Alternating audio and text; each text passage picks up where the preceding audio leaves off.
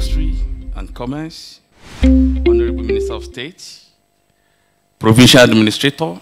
I know she was here just now.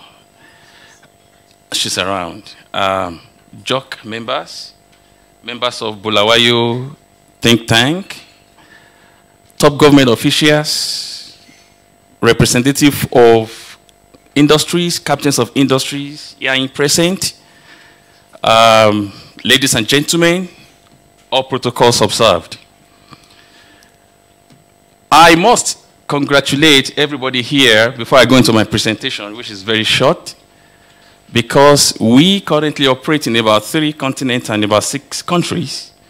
And I must confess that this country is one of the, or is unapologetically the most hospitable, the friendliest, and the most accommodating. I think we deserve a round of applause for that. Honorable Minister of State, you know, we don't value what we have until we lose it. So I suggest let us value what we have. Let us appreciate what we have. We may not have the whole world, but we've got great people in this country. So I think that is something I'd like to talk about. I will talk to us briefly about 3 energy projects that we are very familiar with, that we've implemented all over the world. Like I said, 3 continents. And we intend to bring it to Zimbabwe as well, and Bulawayo especially. Just a little bit about us. We do a lot of R&D, and that is what underpins all our projects. We do smart grid and smart metering, and I will show you briefly. We do energy management because when we do this, we want to derive value from them. We don't want to deploy meters and turn our back. And we have studied globally the critical failure factors why smart metering projects have failed in the past. So we can tell you one of the reasons is because they lack management. So when we do our smart metering and we do our smart grid architecture, design, implementation, we make sure we've got management. Then we do asset management, low carbon transport, but we will focus today on these 3 sub-modules that we deal with. Just to let you know, our top management structure, we've got local representative here in Zimbabwe, full-time, and we've got from South America. A little bit of some of our activities. We work with our National Institute for Science and Research in South Africa, our Ministry of Transport, monitoring, evaluation, and all of that, and UNIDO, by the way. We've got projects going on with UNIDO in Ghana and in South Africa.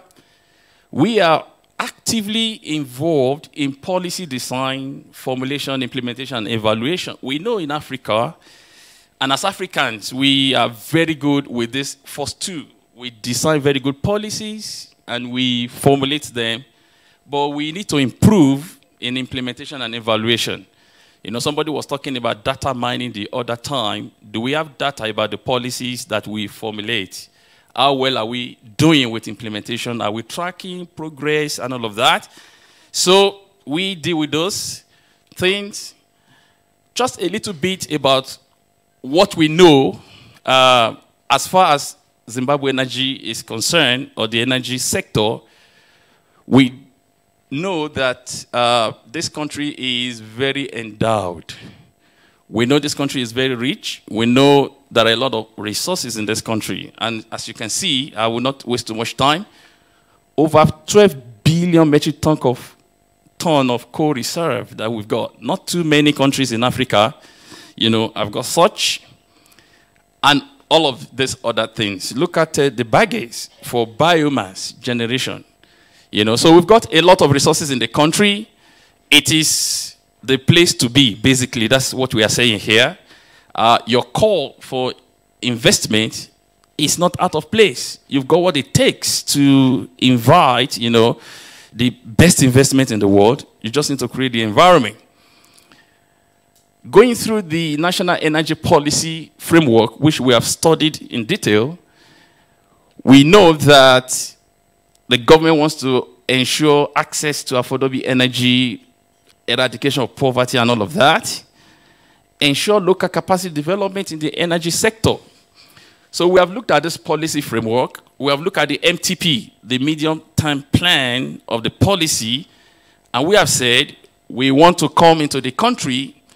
Well, this is data from ZITF, commenting on the policy, the national energy policy. Some of the areas that they have picked up issues, operational inefficiencies in the power sector and all of that, poor capital base and inadequate infrastructure, which we all know, aging infrastructure, low investment, and this is one of the reasons why we are here today. We know all of this, and we are saying we want to respond to the national energy policy and the medium strategic plan of the country. And how do we intend to do that? We need to first, and this is the cruise of my presentation, we need to first conduct a full gap analysis between where we are and where the policy says we should be. The policy is saying by 2025, we should be here, but we need to have a baseline. We need to know where we are. We need to know how long will it take us to actually get to where we need to be, and what will it take in terms of human resources, systems, infrastructure, and all of that, and CapEx as well. So we are offering to do that because we've studied the policy very well. We have access to ZITF, I showed you the other time, read data, that we can use for comparative analysis. Also to support the energy sector in the delivery, in service delivery, energy service delivery. The SE for all, sustainable energy for all, and the energy mix and all of that. And the way we intend to do that is through intelligent metering and advanced metering infrastructure. There's no way we can improve what we have if we do not start to measure. So that's what we are saying. Let us have enough data. I'm happy that somebody spoke about the data environment, data mining, and all of that. I'm aware that we've got some data centers in this country, tier 1 data centers actually. So we need to say, let us begin to gather data from which we can bring intelligence, to do what we need to do. And we want to help develop the National Central Energy Data Repository, because we've looked at ZITF, we've looked at their databases. There is no single version of the truth currently. If you're an investor and you come to this country and you ask, can you show me energy mix or consumption or statistics for the mining sector, agricultural sector, logistics, transport, domestic, commercial, environment? We currently don't have it.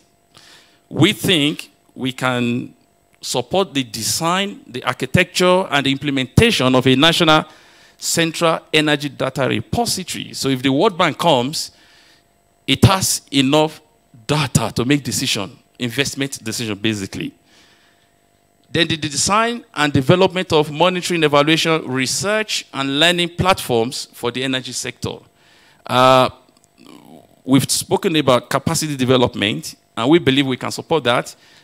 We've actually been in talk with 3 universities already, and we're at the stage of signing MOA with one of the universities so that we can start capacity building along what we want to do in the country, which I'll talk to you about shortly. Then the setting up of smart meter manufacturing plant here in Bulawayo. Just to let you know, like we said about capacity development, we already have signed agreement with these universities where we train energy auditors, energy data analysts, measurement and verification professionals, those disciplines that you need to actually support what we are trying to do. We've signed with these universities, and we're in talk with this university. We were here last week. We are currently in talk with them as well. Just to let you know, I won't waste too much time about this, but when we deploy our smart meters, we have a goal. The goal is to make the grid, the national grid, intelligent, so that you can be capable of what we call IDSM, dynamic pricing, and all of this. This may be a little bit technical, but we are saying we don't want to deploy meters for the purposes of deploying meters. We want to deploy meters to make the national grid intelligent. Meaning, if there's a problem at number 5, Clifton Road, the control room knows that that's where the problem is. You know, currently we have to phone that a mini sub is down, and some people come to fix it. But real time, this smart grid enables you to know. And this is not rocket science. We can support the design, analysis, the synthesis, and the implementation of this, control and also maintenance of this, basically. The smart meters that we currently manufacture, because we're in this business, we currently manufacture single-phase, three-phase meters, and we deploy globally. We have a pilot actually going on in Brazil as we speak. We are trying to start one in Seychelles and all of that. These are the features, and I'm not going to waste too much time on them because they're fairly technical. Water meters as well. Currently, we send people to go and read water meters in people's home and all of that. We have water meters that are capable of bidirectional communication with a control center. So you read off water consumption automatically and all of that. So this is what we are saying for Bulawayo, that we want to set up the first indigenous smart meter manufacturing plant in this place. And we know it will create employment, you know, factory workers. Typically, if you have a plant that manufactures 50,000 meters, say you have 25,000 single phase and 25,000 three-phase meters, you need about 120 people in the factory itself. That is at 80% capacity utilization. Now, you need certified installers. We need to now, that's why we went to the universities yesterday, and this afternoon we are still meeting another university to start. This is a journey of 2, 3, 4, 5 years, but the journey of 1,000 miles starts with a step. And the earlier we take the first step, the better.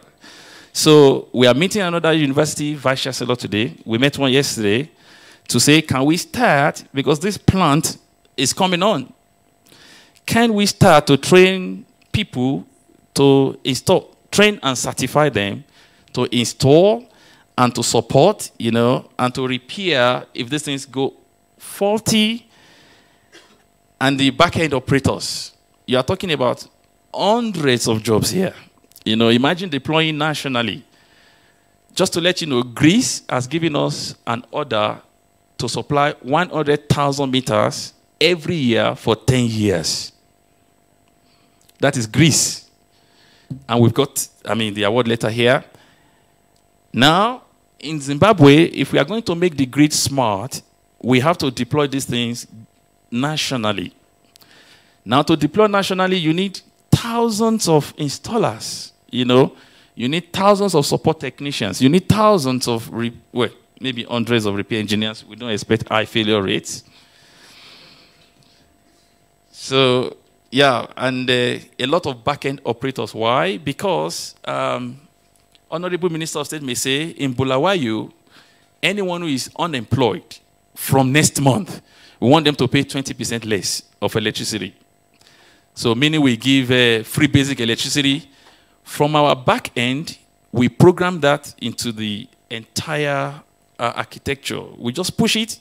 It takes effect in 2 seconds maximum, you know. So we need people at the back end who can implement policies, you know, digitally and send these things to the devices in the field. In addition to this, we know it will stimulate local SMEs. For instance, I've got a sample of our meters there, a sample there. The plastic container, we don't have to bring that from China or from America. We need to set up a local manufacturing plant, you know. Blow molding, injection molding, those are not rocket sciences. They are basic things. You know, we just need to create the environment, ask people, give them the drawings, you know, and the samples, supply this to the factory, we need logistics. People will take this. We need GIS. I'm sure Mike is a GIS person. We need GIS to say everywhere we deploy these devices, we know the location, the geolocation. If there's a problem, we want to access the devices and solve them remotely. So we believe we have people to manufacture the packaging, to manufacture the plastics, to manufacture the PCBs. We populate the PCB, like the motherboard, with a lot of components which can be manufactured locally. So we are saying we start with supply, then we go to SKD, then we go to manufacture, whereby we say in 4 years' time, Mike was talking about planning. We say in 5 years' time or 4 years' time, we want to manufacture this thing 100% locally, and it is possible. What that does is it helps to stimulate local SME. Now technology transfer to Bulawayo. All the technology to manufacture this thing, the design, the execution, maintenance, repair, all of those, the back-end IT infrastructure systems and all of that, we will ship to this country and this province, this Bulawayo metropolitan province. One thing we do very well, and that's why I'm hammering on the issue of data science. Currently, we have a deep learning environment where we train energy data, basically, to be capable of regression, classification, and recognition. So we do a lot of predictive analytics. Now, the way to do that is that we've developed a lot of genetic algorithms and heuristics.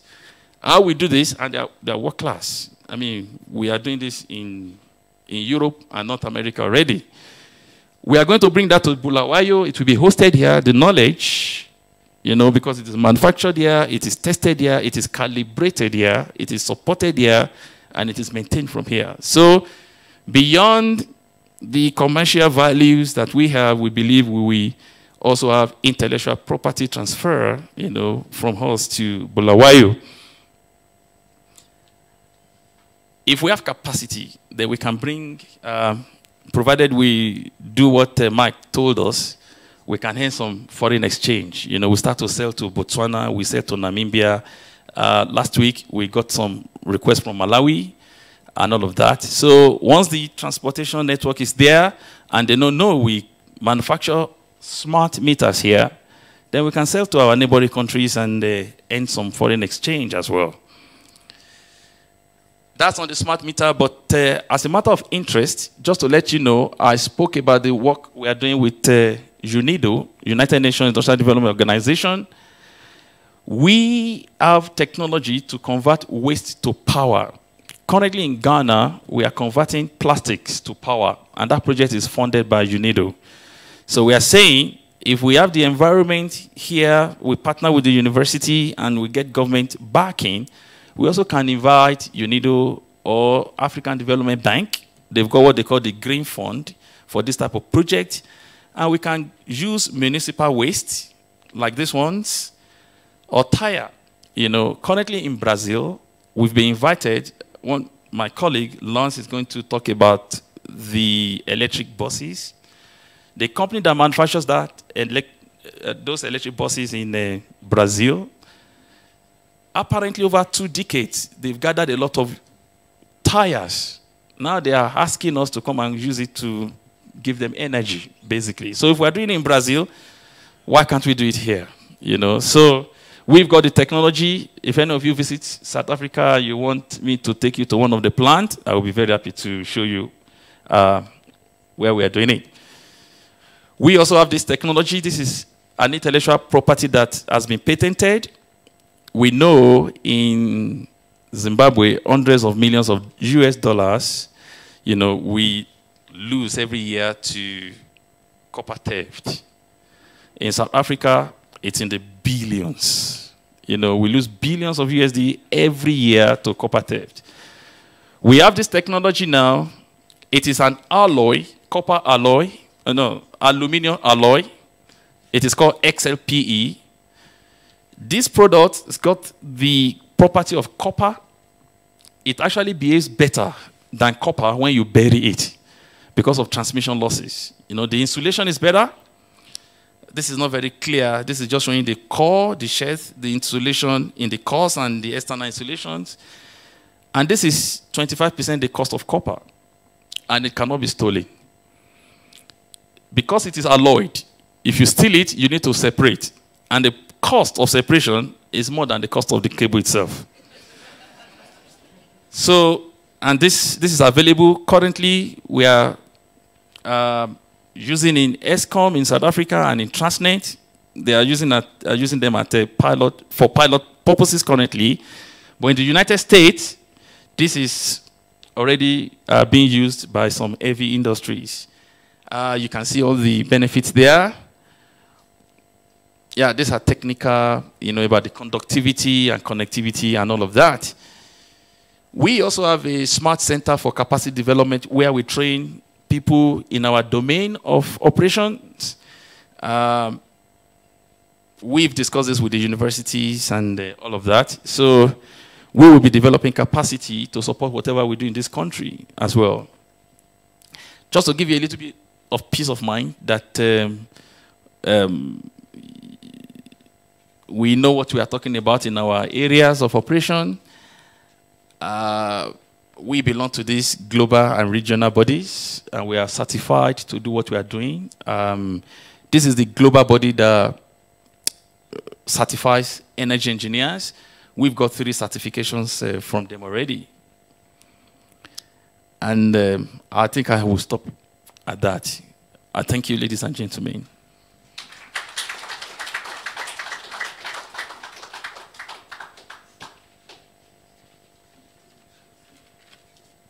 I think he deserves yet another pom-pom.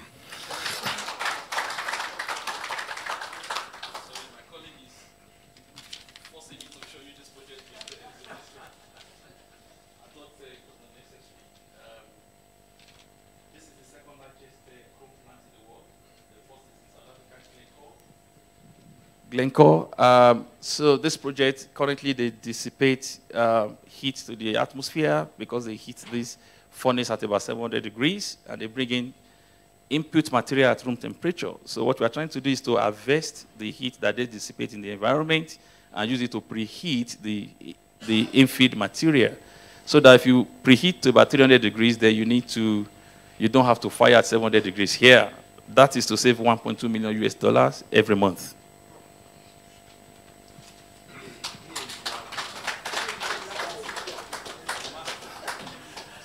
Just in case you doubted the power of research and development, think again. You know, when he was making his presentation, all I was thinking of was jobs, jobs, jobs, jobs, jobs, jobs. Did anybody have the same mental picture as me? This is amazing. This is really amazing. So ladies and gentlemen, please jot down your questions because we won't take them now. We want to quickly move on to the next presentation. And then after the 3 speakers, we will then bring our questions. So allow me at this point to invite Mbusi Dlamini. He is going to speak on the construction industry, concrete. Mbusi Dlamini. A round of applause, ladies and gentlemen. On healthcare. Yeah, check. Oh, they didn't put. Okay. Honorable Minister of Industry and Commerce, Honorable Ndlovu, Honorable Minister of State and Provincial Affairs, Honorable Jane Ngube. Thanks for the invitation, Minister.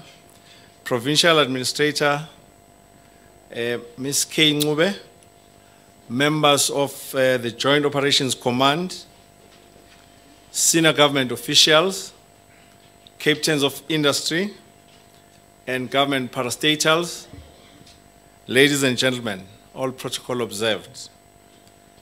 It's a pleasure to be here, and I'll try my best to stick to time. The brief that we were given was to talk on 3 areas of work.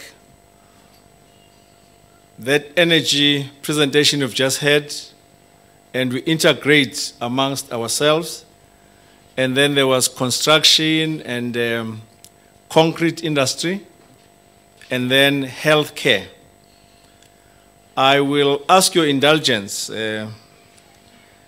Minister Ndlovu, and to get into healthcare, because I'll bring in the concrete and cement because we do it as a matter of course. What has happened with me sitting there, I've been changed. As Dale Carnegie said, there is a presentation I prepared, there is a presentation I'll do, and soon afterwards there'll be a presentation I wish I had. So bear with me. Putting together what has been presented made me to want to change. In this presentation, I'll go to the last slide and then go back 2 slides. But it will cover everything that I feel would be a humble contribution of contributing to what you are building in Zimbabwe, so that we don't waste time. There is no time. But I'll start off by saying, the harder you work, the luckier you become. Because all of us are interested at the end of the day of making money out of the activities that we talk about. Now, I have a sister who has another saying that says, hard work never killed anyone, but why take a chance? She thought she might be the first one to die from working hard. And then finally, for purposes of business, because I know I'm talking to people who are interested in business, a good friend of mine told me a story that he was told by his father, that an old man in their family was asking this boy why he's always pulling a rope. He said, why do you always pull this rope? And then he said, the young boy said, Grandpa, I think it's easier than pushing it. So try push a rope. Try push a rope, you'll see what happens. But to pull it is very easy, and that's the trick of business. So the trick of business is to look at the easiest path that is in most need, from which you can gain a living. If you try to do some other things like sell stars, it might take longer than you anticipate. So let's all pull this rope. It's easier than pushing it. And what I want to say in terms of healthcare, linked to the energy business, we are in healthcare as well. We have a pipeline of developing hospitals. And amongst us, there is skills. You know the group Netcare. When people get sick, they go to Netcare. There is an old man I approached when he was going to retirement, and I asked him to show me how he used to build hospitals. He built up to 36 hospitals for Netcare in South Africa. So he agreed. And in exchange, I told him, I will share with him the view that I and my partners have in terms of making health systems better. Because the trick in healthcare that obtains in all countries, doesn't matter whether it's the US, South Africa, Zimbabwe, everywhere, is the high healthcare inflation. The cost just runs out all the time.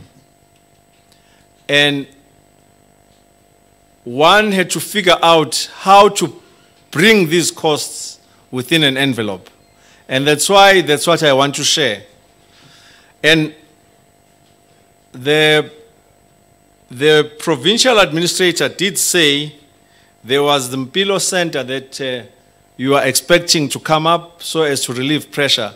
And that's good, because Mpilo Center should have everything to take care of the very sick. But in healthcare, there is a choice of taking care of people before they get sick. You know, primary healthcare. And it's cheaper if you do it that way. Don't wait for them to be sick, and then you build this big hospital, and then you spend a lot of money. Just make sure they don't get sick. Just pull the rope. Just pull the rope. Don't push it. So it's like crazy, because I'm in that game, but I'm saying don't focus on the big, costly hospital. The average cost of a hospital in South Africa today, in terms of rents, is 4 million per bed. That's the average cost. You can drop this thing down to 800,000 per bed easily, and take care of people and make sure they don't get sick. How do you do this? You make the systems work better. Now, being in Zimbabwe excites me because there is something Zimbabweans did during the Chimurenga. And that's why Zimbabwean education is so stable and powerful. Wherever you go throughout the world, you value education as Zimbabweans. And I think you need to clap hands for yourselves. And families would rather not eat and send the kids to school. In South Africa, most of our youngsters think government must study for them. You complain to government and say, hey, study for me, I want to pass. It's not possible. Now, what happened during that time, and I know you know it, and it's coming from the little me, there was a decision by the leaders at that time of the oppressed to say, let's match you, government, and build our own schools. And that's why you've always valued your schools. And thank you and congratulations for that. Now, take the same thinking and shift it to healthcare. I've said, let's not focus on the expensive type, because there are so many competing needs for the same dollar. There are so many competing needs. How do we make sure that people are living? How do we make sure they get educated? We build the infrastructure that you are talking about from a dollar. If we're to separate a dollar, it's a mind-boggling exercise. And I know the public representatives, the ministers in government and the public servants have a tough time trying to contain these matching needs. So, this is why you see what you see here. How do we get to communities to keep tabs on their status of health before they get sick? Those that are sick, Mpilo Center will be there together with the existing hospitals. But if we can, just like Cuba does, it will save a lot of money, right? Mobile clinics are one solution, or clinics generally, not hospitals, clinics. And you use the hospitals as referral centers, right? And if we're to change, in our hospitals what we do, for instance, cataract operations, there's a lot of sunlight here. So a cataract operation can cost anything between 12 and 16,000 rands per eye. 100,000, $10,000, is it? No, $1,000. But we insist that the same operation is done for 35% of that cost. And it's possible, because it's not a sickness. It's a planned event. All you've got to do is to have means and ways of programming how you conduct these operations. You understand? Am I understood by saying that? Instead of paying just to be able to see, each one of us has 2 eyes on average.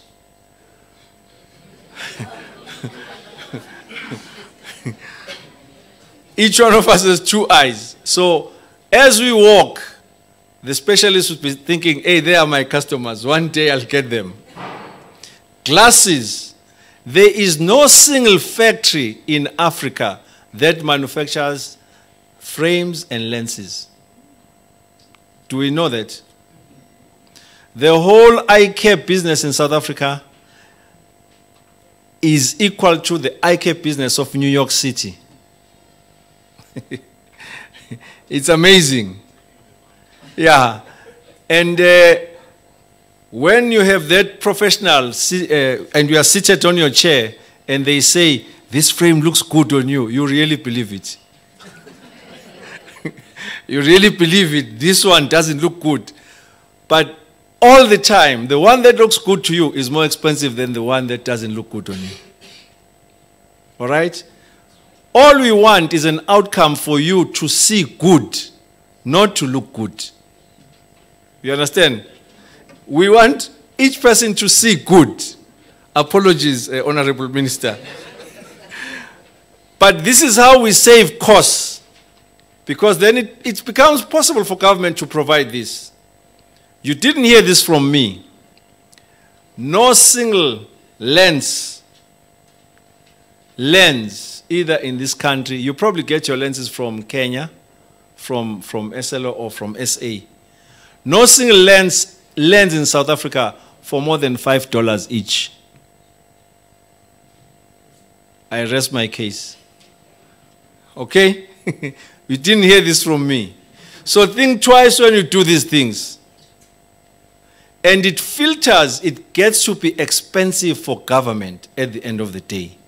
Because healthcare, the danger with healthcare is, let's not try and make profit out of this. It's a public good commodity. Yes, you can enjoy making money, but make sure that everyone can access the service. And this is our philosophy. So when we structure this, when we manage healthcare, we make sure that we drop the costs so that it's accessible to the poorest of the poor. Okay? And if we keep that, if you start like that, you'll be fine. But as business people sitting here, if you want to make money, you will make money. And what follows is an event that awaits all of us. Then you die. So what? You've made money, no impact. People behind you still pay more. And we have an opportunity of redefining this so that the downtrodden amongst us, and it's in all communities, can access. In India, the lens, to replace a lens in the eye now, not the glass lens or the plastic lens, to replace the lens is, or the lens itself costs $5. In the US, it's $60,000. Okay, so we need to understand our activities all the time. Healthcare is a public good. Yes, you can make money if you go for the sophisticated type. Yes, those amongst us who want to lose some fat, liposuction and this, will pay more. If you want cosmetic dentistry, yes, you'll pay more. But not to remain healthy. To remain healthy must be affordable to everyone. So that in a few years' time, it can actually get to a point of being provided, say in 25 years' time, it can be free. But you'll never get there if we don't start correctly. And my penultimate point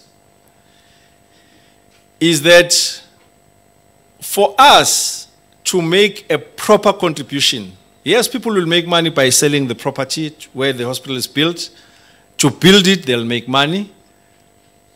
To sell the equipment, they'll make money. But to operate it, that's where the key is. And that's the knowledge we come with. For instance, the energy business does the integration of the design in terms of how we save energy. Because a hospital is a monster consumer. Things have to be working at all times. So I will want to end this with the following message. It's not an original message. It comes from what is called the wisdom of the Cherokee. The Cherokee were an Indian tribe in the US. They used to ask the colonizers, how and what are you going to do with the air that we breathe? What are you going to do with this air? And it was a confusing question. They say, because this air, when we are born to this land, this is the air we breathe. When we leave this earth, this is the air we breathe into. What are you going to do with it? They never caught up that they were asking about pollution.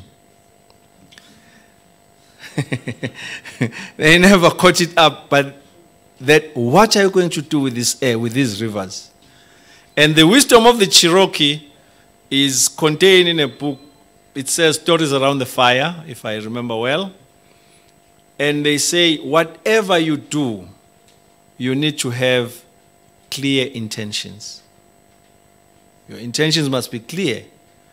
And I want to add, pure. Money is a team sport. You will never make money alone. If you make money alone, the above will happen. You will die, and so what? You rather make it with other people. All right? And they can help your kids, your offspring, your relatives, somewhere down the line. So money is a team sport. That being the case, you need to always have clear intentions. Number two, they say, skillful means. Whatever you do, that's why the IBM was impressed. Whatever you do, it must be knowledge-based and driven. You can never replace skill. Skillful means. So amongst us, those who know must drive the areas of work that we are in after the intentions have been specified, that they are clear. Right? And the third and last one says, whatever you do must not clash with what the tribe has established. Because we have a history, all of us.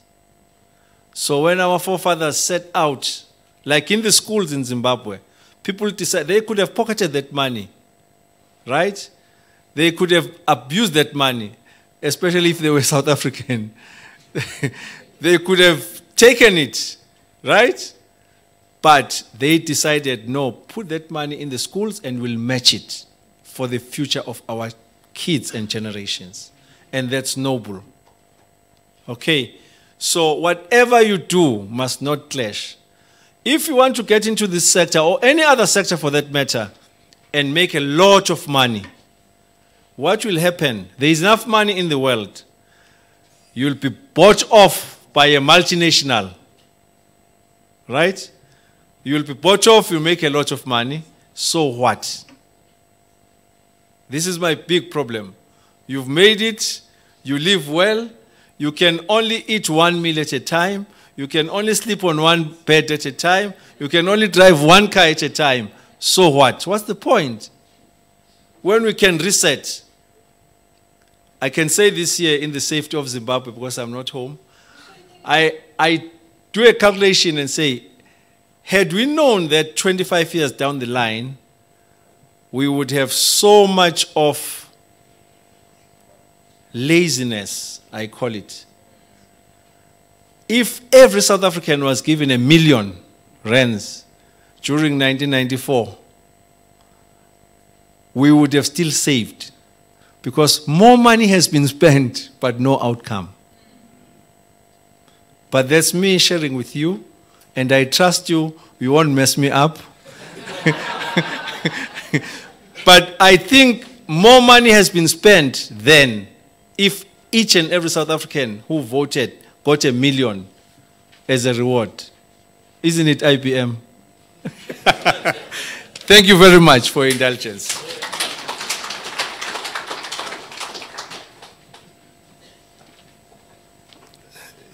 What you just heard is what you call a trap question. I did not comment neither in the positive or in the negative. I was just mum. Any journalists, please do not quote me. This man is on his own. Thank you very much. Let's give him another round of applause. It was a presentation on the healthcare sector. Mr. Mbusi Dlamini, I think I'm going to give him a nickname and call him the Oracle. It's all fair, right? Quite a wealth of knowledge that we are getting, you know, over and above the specific details that we're about. Thank you very much. Allow me now to invite Lance Nesbitt to come and speak on the transportation. On transportation, that is the energy efficient buses. A round of applause for Lance Nesbitt.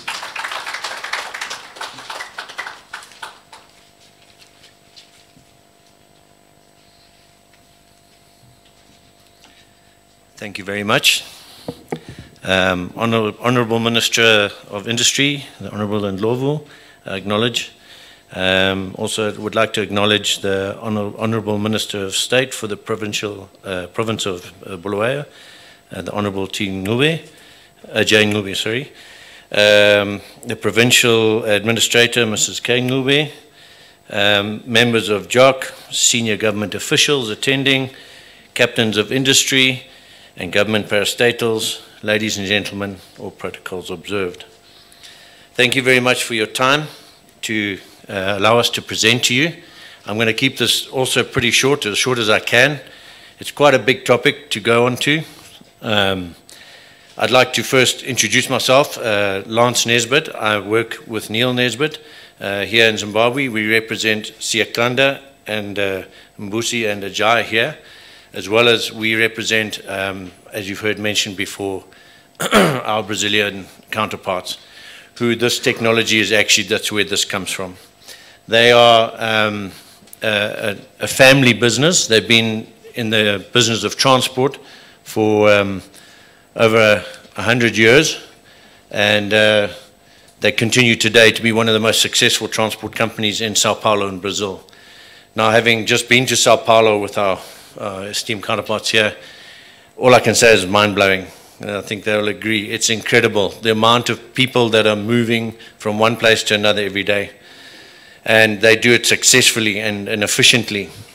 So they've gleaned all the experience. They've got a very clever engineer working with them that over the period of time, they've put together the technologies and tried and tested methods on how to be more efficient on moving people from A to B. And with that, they then ventured further into clean energy, because pollution is a massive, massive problem the world over. So this is just a bit of a profile on the company. You can read it there quickly. As you can see, they have 30 years experience in the electronic traction systems. They are part of a much bigger group, the ABC group of companies, so they have a lot to offer should we want it in all these different companies, from fast food to real estate, funeral and homes and cemeteries. It goes on and on. So they have a vast pool of experience to draw from. So moving on to the buses, and I think this is an incredible thing. It links in with what Mike was saying. It links in with everything we've spoken about here on how to improve transport for the people of Bulawayo, because we call it the City of Kings, and it is the City of Kings, but it's about people. It's about people getting safely from A to B, children getting on a bus, going to school, you know, getting spaces on time for work. And what we've seen over a period of years is the degeneration of our transport, public transport, to the point where, as much as we need them because there's no other choice, we have minibus operators, we have the little Honda Fits operators, the traffic becomes an issue, road regulations are an issue. So what we want to try and get to is we have an opportunity here to take Bulawayo, we can start with that and grow, but take Bulawayo and put it as a city where it should be, 20 years back ahead in time. We've gone backwards with our transport. So what we've got here is options on transport systems and buses that they can offer us, and how to manage that. They have the skills, like Mbusi is saying, you know, you need skill sets, you need experience, you need leaders in each field to take you there. And I believe these guys can do that. So what they do is they manufacture and operate all these different types of buses. There's obviously the trolley bus here, that's overhead lines. Those systems are becoming a little bit antiquated because they take so much money for infrastructure and they consume a lot of power. So although they may seem modern, they cost a lot of money to implement. The answer to this, and in Brazil it's going more and more towards this, is obviously the hybrid and the pure electric bus. The hybrid is the one I want to focus on here because it suits our climate and our needs. Basically, the bus is designed that it has a rack of batteries installed on the roof, lithium batteries that hold a really good charge. And the whole mechanics of it is that it's basically driven by the power from the batteries, which is charged by the movement of the bus. So once the bus is going, it's recharging itself. And by doing that, you're saving on fuel emissions, on emissions, and you're saving on fuel consumption by up to 30% in many cases. So what this does is it gives you an opportunity to not only provide clean transport, pollution-free transport to the people of Bulawayo, but it's obviously like you can have clean areas, green areas within the city. We say no minibus gets past this point. We still need them. We don't have enough buses or networks to do everywhere, but you can integrate this where people don't get jobs lost. Minibus drivers you can drop off here, from here to the city center, like what Mike was saying, from the universities, from the airports. If that all comes into play, it just plugs in with this whole concept. So you can incorporate minibus drivers that have lost their jobs. You can say, right, you can come be a driver of this bus, or maintenance, or, you know, backup and training. So what we got here, you can just read through that quickly. It's a brief description of everything. There's an overhead line bus. Let's just go through here. This is more on the dual hybrid here. So you can read some of this. The important part on one of these things is that zero emission areas is important, as well as the longevity of these things. Once they put these hybrid units into the buses, they have a lifespan of up to 30 years, which is 3 times longer than the average diesel motor. So, you know, you're talking about a long-term investment, but it's there, it's going to pay off. I think you can just read through a bit of this. It gives you a pretty self-explanatory thing. Let's just go here. There's some pictures of how it works. So what they've done here is they've developed these units. They've got all this technology they've developed, and they manufacture it in Brazil. They're willing to, if we get the right commitment, they're willing to look at assembly plants here in Bulawayo. Working with local manufacturers, again, tags into what we said about the meters. Create some local components, things that don't need to be imported. Even buses that are manufactured in South Africa can be brought here, assembled, and the unit assembled and put in it. So it can create employment here if we get the right sort of potential interest from Bulawayo and the governmental departments. So there's just some pictures of the buses. It can go into any chassis, any bus. So what I'll show you here is, if you notice the logo on this bus here, this is one of the other companies. It's called Metra. Now Metra is their company that actually runs the logistics of buses, because you can't just put a bus on the road and think it's going to work. You need people, schedules, routing, how many people at any one time. This bus is going to be monitored. It's 5 minutes behind that bus, security cameras. So that's what you call the BRT system, which is the bus ticketing system and maintenance. So they run a company which specializes in this, which they will also are willing to come and train people on how to run that, send their technicians down and set up, look at it from Google Earth, choose your routes, which are the most busy routes, how many passengers per minute you need, or per day or per kilometer. So that company there, Metro, is also an important aspect of it. They maintain the roads, the bus lines, the benches, pick up and drop off points. So just here some comparisons. You'll see here the hybrid electric bus is the one we're focusing on. 28% less, only 28% of emissions, which is basically like fuel savings. Obviously, compared to the electric bus, this can be looked into at a later stage. So there's the list of advantages. It's pretty easy to see. Another important factor of these hybrid buses, just for interest's sake, is the way that the whole thing works is, let's say your bus starts in the morning at 5:30, he does his rounds, he's dropped his people off. By 8 o'clock in the evening, he stops his shift. Well, at the top of that bus up there is a whole big rack of batteries that are now carrying a massive charge. And it's possible to take that charge through energy saving management systems with Mr. Ajay there and plug it into the grid. So you can have a fleet of 100 buses running around Bulawayo, providing clean energy, renewable energy, safe transport for the citizens of Bulawayo.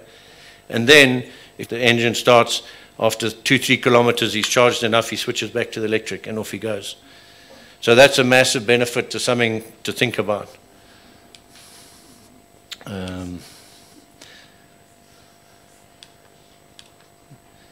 This is just some of the inside of the buses. We'll flick through that. This is a new concept which they are working on. The conversion unit to hybrid, it's currently working in buses, but it can convert into what they call e-delivery, clean delivery within the city as well. From about 5 tons upwards, they can convert. So it can be a bus, it can be mining equipment, it can be logging equipment. Any heavy duty can eventually get converted with the views of the BRICS countries heading towards 2025 and where we should be as opposed to where we are. So these are just some schematics of how it all fits in, the different diagrams. I'll just flick through that, it's a bit technical. Okay, now this is the other thing I wanted to touch on. So what they do also is they specialize on converting these buses into what Mr. Mbusi was talking about as mobile clinics. So for the city of Bulawayo or even the rural areas, they can be turned into clinics. They can travel. It can be gynecology, it can be optometry, it can be anything you want. You just specify what needs to go in there, and it'll go in there. So that's just sort of a view of, you won't even believe that's inside a bus. You know, that's what it looks like. It's basically a little doctor's clinic. So it can be daycare as well for the Department of Health. Department of Education can be schools, mobile computer offices. It's multiple applications on these things. There's just some things of the daycare. So it's quite important. Department of Development. And then here, Department of Defense too. Same sort of scenario, hybrid bus can be mobile headquarters for humanitarian purposes, just like we've had now. Okay, same sort of thing. One of these buses, self-powering, can power up a temporary humanitarian camp, or can power up a temporary military camp, or that sort of thing. And they've got all different chassis specifications, some like this that'll go on the more rural roads, and obviously some for more urban. So in closing, I would just like to say, you know, that these sort of concepts are about people. It's about empowering people. It's about getting our people of Bulawayo to and from work on time and safe. And clean energy. I think the way to go is clean energy, clean up our environment. Structured transport. You know, I think a lot of people can go back to the days where they got on a bus with their buddy and went to school. You know, now there's 100 cars trying to get into a school gate or up and down the school lane, and you know, it's crazy. So traffic congestion and safety for our public is important. So that's my presentation. Thank you very much.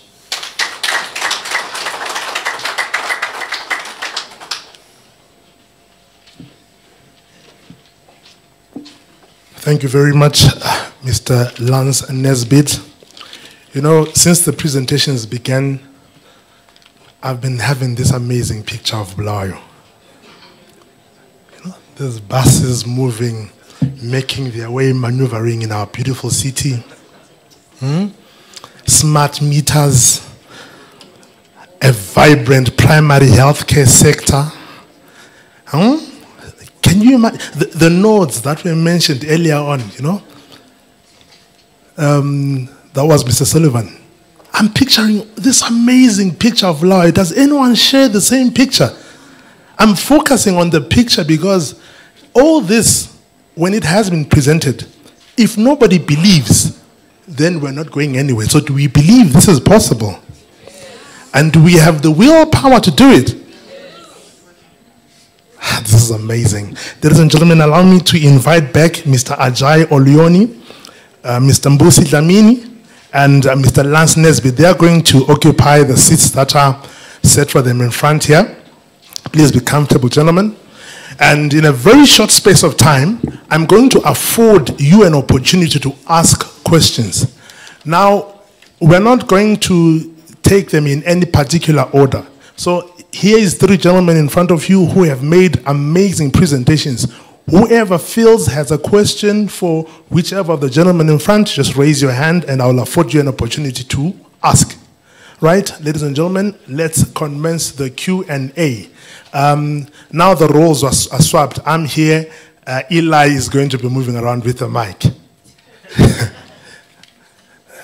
Yes. Any questions? Right. Please pass the mic. I think we may need another mic there. Yes. Thank you. Good day. You're speaking to Monica. I'll address this question to the first speaker, Mr. Olion. He was talking about going to the universities. Unfortunately, we've got people like me coming from rural areas and with no school before, meaning that we don't have the opportunities to be in university. So how are you going to reach us as we are in rural areas to be part of this? Second question is, you're talking about the factory workers. Are you giving the training or you need people that are trained on those departments? Thank you very much. On the first question, how do we reach rural dwellers with this project? The meters will be deployed nationally because, like I said, the goal is to have a smart grid. It's not just to deploy prepaid meters and people pay and use electricity. We want to make the grid smart. So we need to know what is happening in the rural. I did not talk about the functionalities of our meter. I skipped it.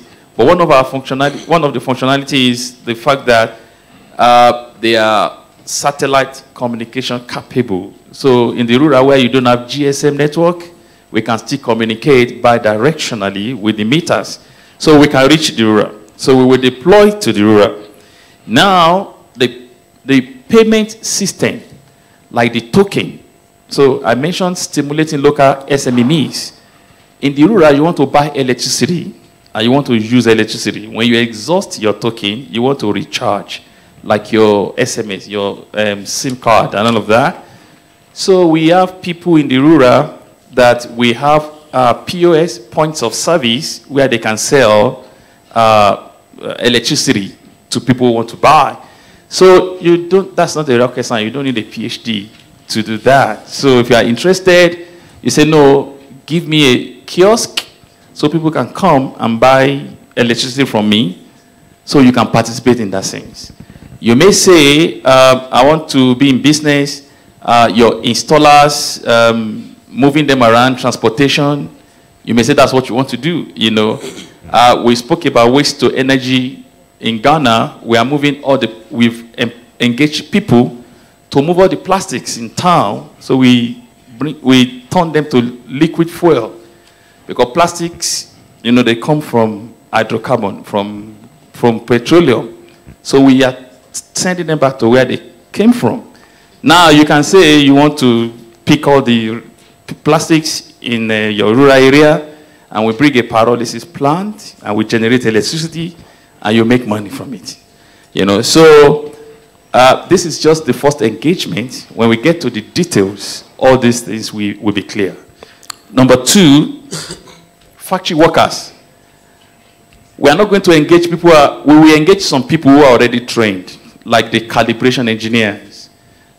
This is a very highly specialized area. We don't want to put meter in somebody's house and the house burns overnight. You know, so we will employ some highly skilled people to do some skilled jobs. But like the factory workers, people who do packaging, people, you don't need to have a university degree for that. We have that. However, our engagement with the university is to start to train people ahead of when this starts. Because there's no university you go in the world where they train you how to make smart meter. They train you on electrical engineering, electricity, electronics, telecommunications, and all that. But specifically to do what we want to do, we need to train people and we need to certify them. And before this factory comes up, it will be like 18 months. Between now and then, we want to start training people so that when it arrives, that's not when we are looking for people to run for us, basically. I don't know if I answered the question. Okay, thank you. Thank you. Thank you for that. We're still taking more questions. Thank you, Mr. Moderator. My name is Matibel. I represent Matebeleland Business Initiative Trust. Please allow me to digress slightly. I have no questions for the speakers. I just wanted to register something which, as an organization, is very critical. The presenters to us, they seem like they are a symptom. We wanted at least to address the really cause of our challenges within the region. First of all, I would have loved to have had government, the provincial government, to give us a background of the master plan. What exactly, because it should be a template where we can then present or deposit our planning or our businesses into the master plan. That's what we would have wanted to have had available. If it is going to come, we will be more than obliged. Thank you. Thank you, sir, for your observation. But may I be quick to highlight that today's conference was set to address specific areas focusing on investment. So it is a two-pronged conference whereby we are looking at ourselves as Bulawayo, but also allowing the investors who we have invited to see the opportunities and present possible solutions for opportunities that lie in our city. So in that being the case, ladies and gentlemen, allow me to only invite questions that are within the scope of the presentations. Is that a fair deal? Yes. Thank you very much. So in the name of progress, that's what we're only going to do. Yes, next question, please. Okay, thank you very much. My question, I will direct it to Nesbitt, the one who talked about the energy efficient. I'm just wondering, if you are looking at our province as Bulawayo, what is the competitive advantage that we have to introduce such kind of bus system or transport system? Do you have anything that you say in terms of raw material that will require for that kind of system to work in our environment? Because I'm looking at a situation where already currently we have the shortages of electricity and so forth, and then we are now bringing maybe buses that will also consume electricity. And what else do we have that we can say this one we have a competitive advantage to introduce that kind of buses? Okay, thanks for your question. I'll just clarify your second point first. Is the buses we're talking about bringing are actually hybrid buses that generate electricity rather than consume electricity. That was the focus, and in fact they will provide electricity after their shift, so that is the benefit of them. your first question is, the answer to that is manpower. You have a lot of people here that are needing transport and are able to work in those buses and the systems that run those buses. Other than that, I don't think Bulawayo has any other strategic advantages. It's a need more than anything for the city. And, you know, these proposals can, if an assembly plant is set up here, if there's an interest for that, then that creates jobs and it becomes what we're talking about, like with Mike, assembly can be done here and shipped to multiple countries. So those are the advantages. I hope I've answered your question. Thank you. Sorry, moderator. Yeah, just maybe to pick on that, was it last year, early last year, or the other year, where there were huge publications made about lithium deposits in Zimbabwe? You can actually, as a country, lead in making those batteries through this project. So there are many synergies because of the mineral resources you need, even up to building the bodies of these buses. There are sufficient resources in this country. All that we need to do is to follow the pipeline and go downstream with the mineral resources. Thank you. Wow. No, you're allowed to clap your hands, ladies and gentlemen. You're allowed. And finally, Mr. Moderator, yes. Skip through some of the technical functionalities because of time. Some of the buses carry solar panels, and I'm sure you have abundance of that. So they also harvest some power to generate electricity, you know, either to move the buses or to store them in the batteries so that you can use them at night, you know, in residential areas. Thank you. I like this partnership that I'm seeing in front here. It's amazing. I'm going to take 2 more questions in the interest of time. So I really need, okay, we've got a question right in front here. So that will be our last one. No, you've got a person there? That's fine, you can take the question. Afternoon. My name is Andy Levafana. So my question will be directed to Mr. Oluoni. So I hope I'm correct by assuming that if you're taking you're making the national grid smart, we're taking it basically online via the internet. So my question is, if we're taking it to be online, what kind of security problems will you face and how can we tackle those security problems? For example, it can be hacked. How will you be able to cope with such a scenario? Thank you very much. You're correct. We're taking them online. From data science perspective, there's enormous knowledge around data security. You know, so I skipped through some of the projects we've done. We've done project with ESCOM of South Africa, and by law, ESCOM is a national key point. If ESCOM's data get into the public domain, I go to jail. As simple as that. So we have developed technologies and methodologies to ensure data security. We have multiple layers of security. Yesterday, the Vice Chancellor of the university went and asked us, the Pro-Vice Chancellor rather, asked us about the intellectual property in our data center. So we have layers of security, logical layers. We ensure you cannot access the data. And if for any reason you are able to access, they are self-destructing. So they just destroy everything and you don't have anything. Meanwhile, we have disaster recovery. We have multiple backups. You know, like we have a data center in Johannesburg. We have another one in Cape Town.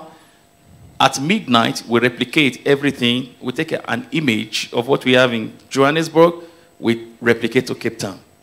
And Cape Town replicates to Germany. So we have those layers that if something happens in Johannesburg, we can recover from Cape Town. If Cape Town goes down, we can bring back from Germany. You know, and all these things, they are encrypted, you know, in DLLs and all of that. When we come, we give you commitment that your data will never be in public domain. And we have technologies to deal with that. Thank you very much. Thank you very much. I think we're now going to take our last question, ladies and gentlemen. Okay, very good afternoon, ladies and gentlemen. Mine is a response to the gentleman who was sitting there about the expectation that he has from our Minister of State. What we have here is that government has created a platform for business to engage, business and government to engage on coming up with a solution to develop Bulawayo. So I would like to commend all these speakers and presenters that have come here today. They have come here to share with us their ideas on how we can build Bulawayo.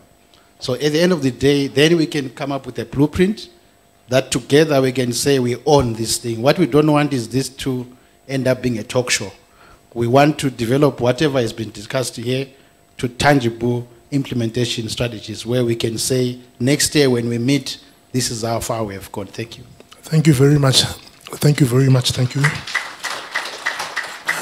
I know you still have a lot of questions to ask, but ladies and gentlemen, in the interest of time, can we proceed with the program? So I'm now going to thank these three gentlemen and afford them the opportunity to go back to their seats. Thank you very much. Just quickly, I'm going to ask all of us to rise. Please, let's just all rise. We all did maths, right? We all did mathematics. Maybe can I get a cordless mic? So if I say, can you put your hand in a position that is at 90 degrees to the plane of the earth upwards? Can you do that for me, please? Yes. Yes. 90 to the plane of the earth. Let's go. Ladies and gentlemen, we all did mathematics. To the plane of the earth. It must be at 90 degrees to the plane of the earth. I will not attempt to look at this table. I do not want to judge the honorable, so I will just focus. Whatever they are doing at the back is all right. That is the new standard of mathematics. Now, let's do it for both hands. Both hands. Right, now at 0 degrees to the plane of the earth. 0. Yeah, we're getting there. That could be 0 or 180 again, 90 again. Right, back to 0. And then let's do a swivel motion in that position. A swivel motion. Wait, but your fulcrum will be your body. Swivel position, the fulcrum will be your body. The fulcrum is the body. Oh well, yeah, it does work. Though I was sort of expecting this swivel motion. Yes, let's do this one. Let's go. Let's go. Well, yeah, not too bad. Please clap hands for yourselves, ladies and gentlemen. That was us stretching for a bit. So in the spirit of partnerships, Eli and I are working together. I think you're tired of my face. I'm handing you back to Eli. Thank you. Let's take our seats.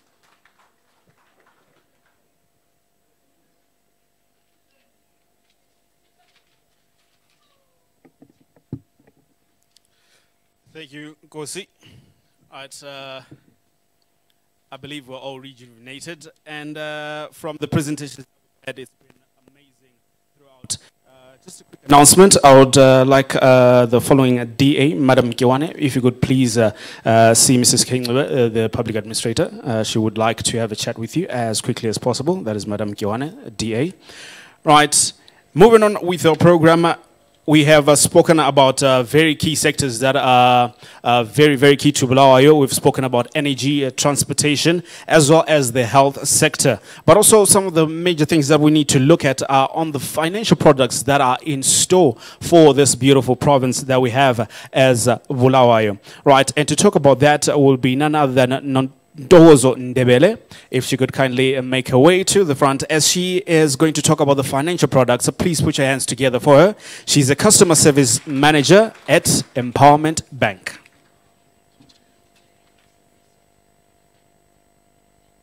Good afternoon, ladies and gentlemen. Afternoon, ladies and gentlemen. I would like to acknowledge the presence of our honorable ministers, our officials and speakers, and all invited guests. And thank you for the opportunity you've afforded us as Empower Bank to come and present on our financial products. Maybe I'll just start by briefly explaining who is Empower Bank. Empower Bank is a deposit-taking microbank, 100% owned by the government under the Ministry of Youth. The mandate for Empower Bank is to empower people, like the name says, people that have been financially marginalized, and a huge majority of these are young people like myself, the youth. So this is why Empower Bank was formed, but as well, we are not limited to the youth only, we also assist anyone else who may need our services. So I'll just briefly explain some of the products that we have. We've got savings accounts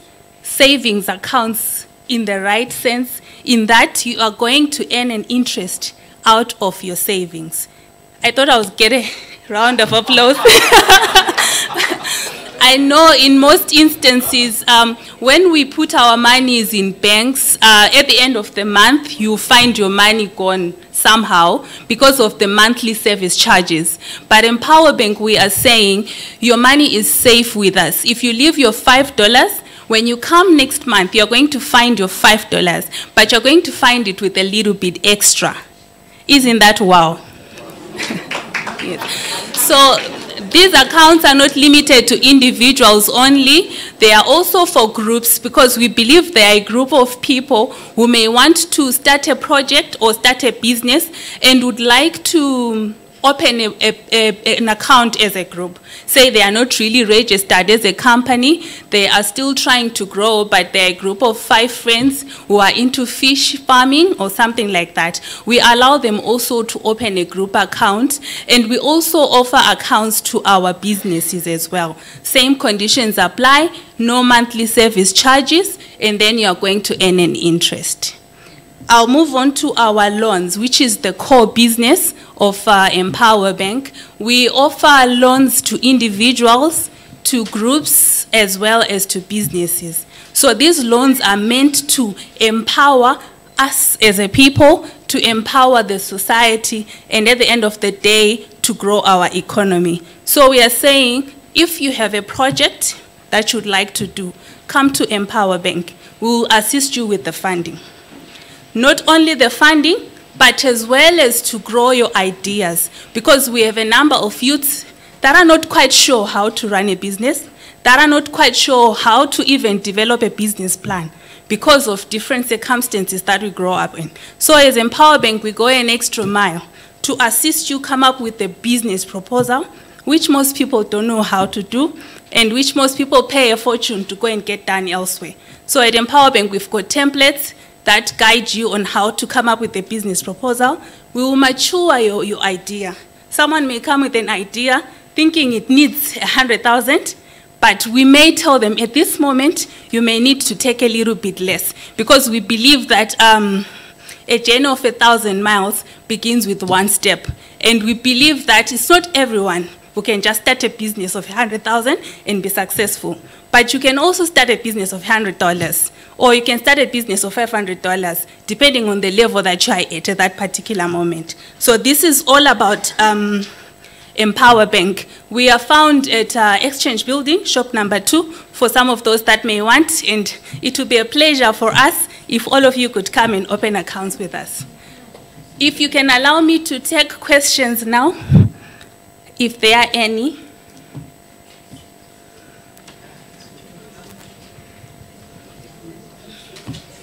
Do you have any questions for Ms. Ndebele right here? We've got one question at the back there.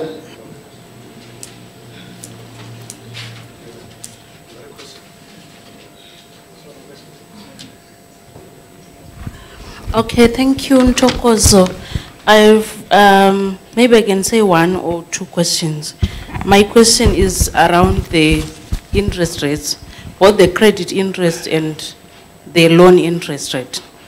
Okay, thank you.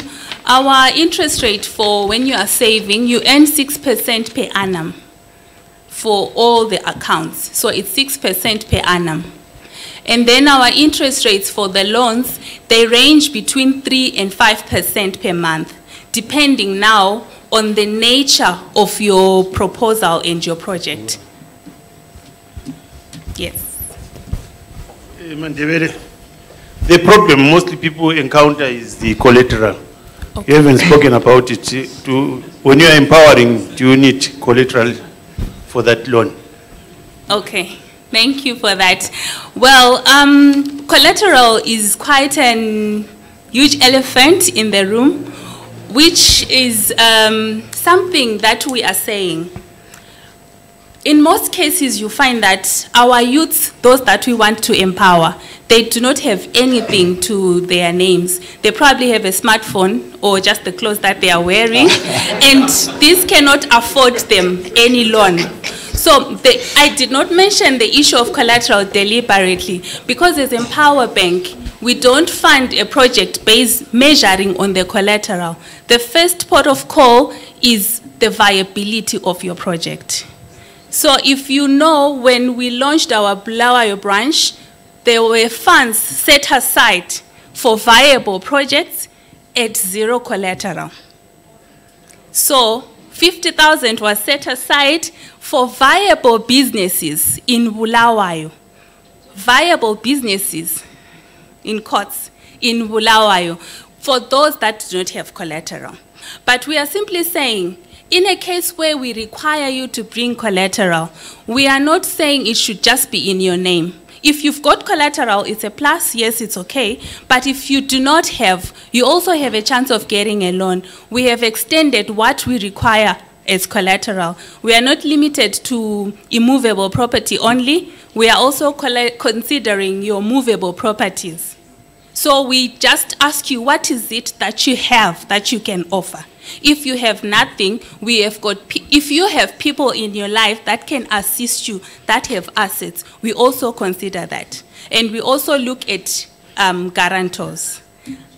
I hope I answered that well. Siyabonga, thank you very much. You are empowering the youths and the vulnerable women.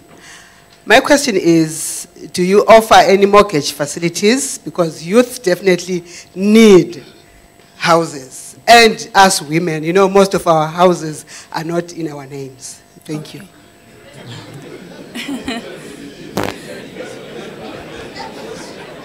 Okay.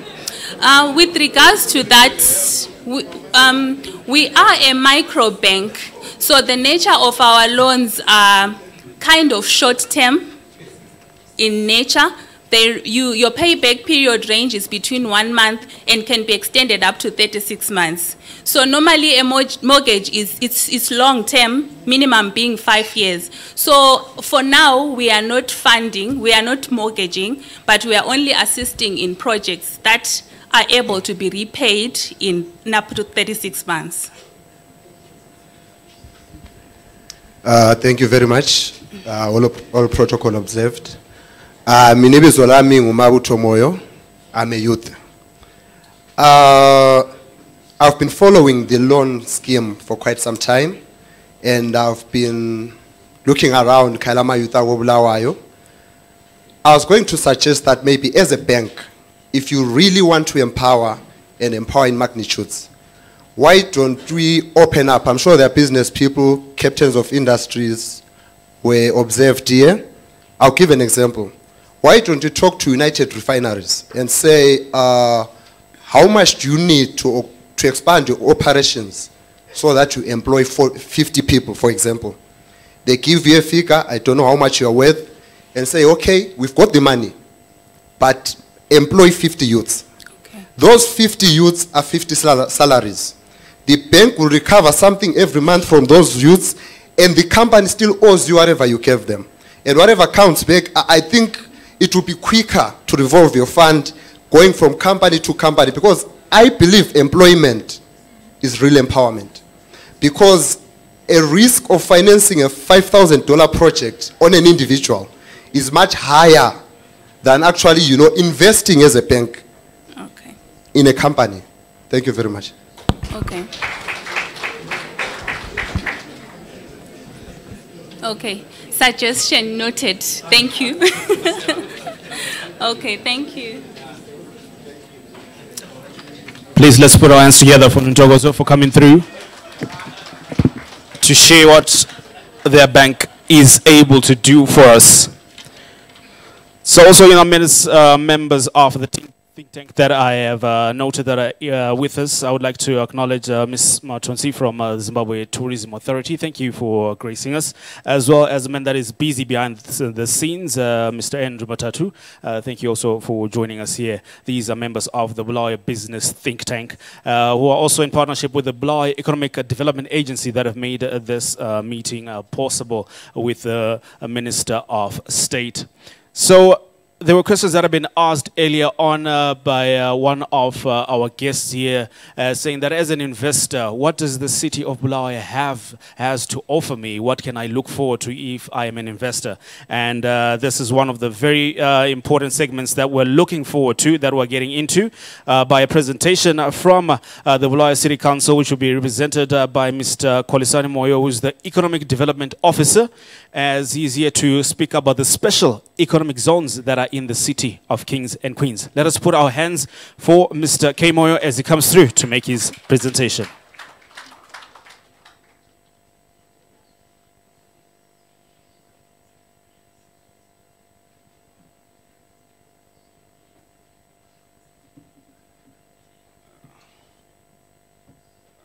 Thank you very much. Good afternoon, everybody. Honorable Ministers, allow me to cut and paste all the protocol and proceed with my presentation. Authority granted. Thank you very much. Because I didn't want to waste time making a lot of statements, lest I forget to acknowledge other people. The second request that I will also make is to change the subject. The presentation is there, Honorable Minister, I have it. I will also copy Mr. Dlamini from South Africa and try to change the subject, because I've seen that whatever was presented, perhaps I will also touch some of the things. So I will change the subject. I will refer to this presentation, and I will give you the presentation if you want it.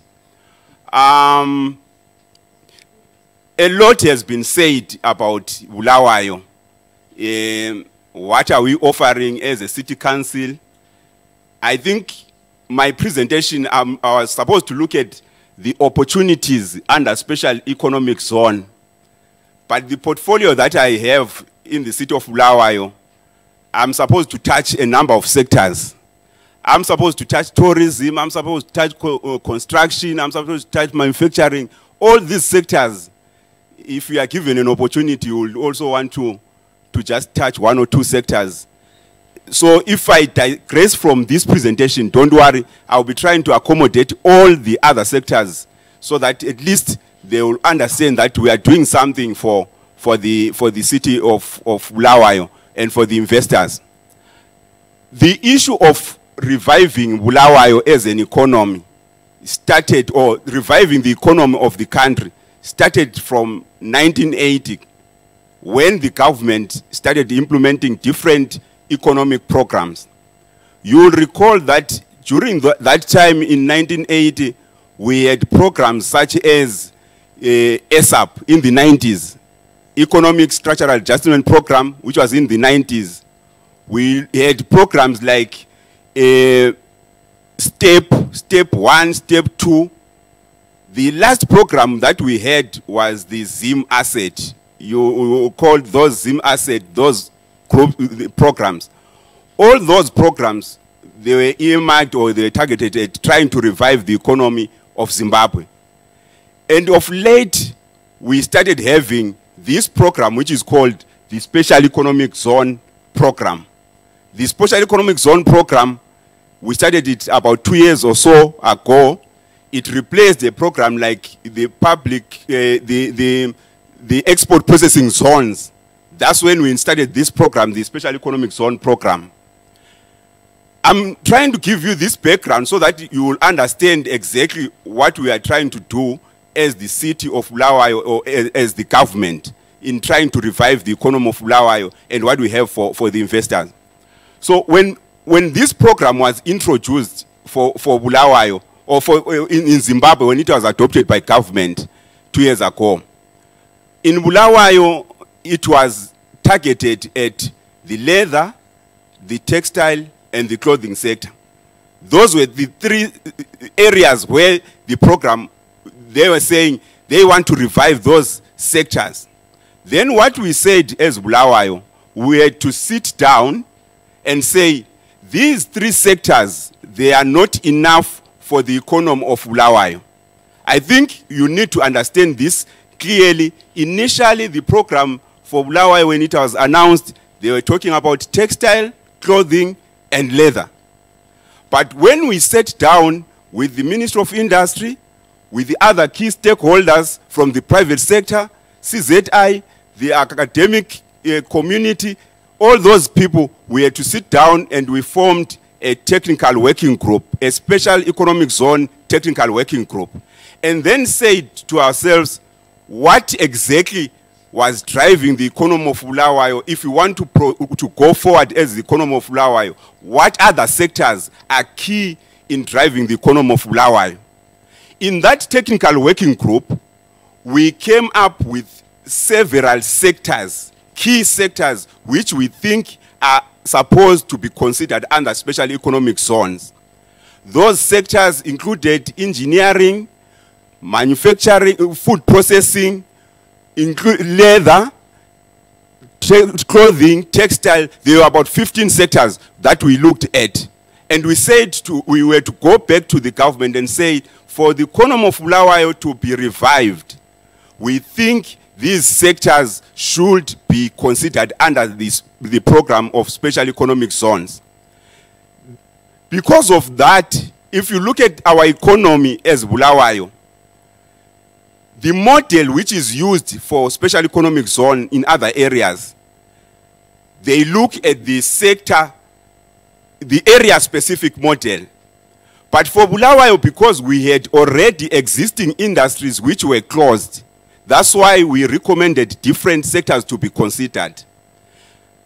Then later on, the government in August last year, they declared 4 areas to be considered under special economic zones.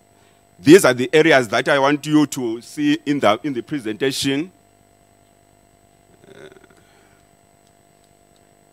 The technology is now betraying me.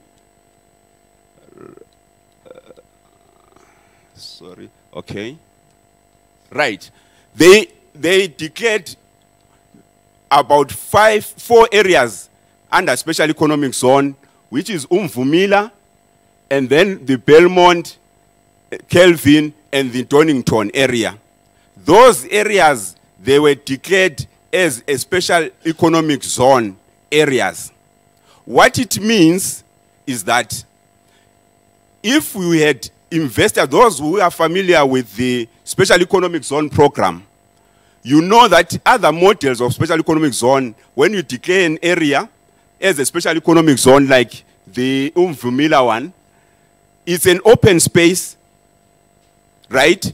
And it's supposed to be fenced, or it's supposed to be walled, separated, and that zone is where they develop maybe an industrial park or whatever, all the companies.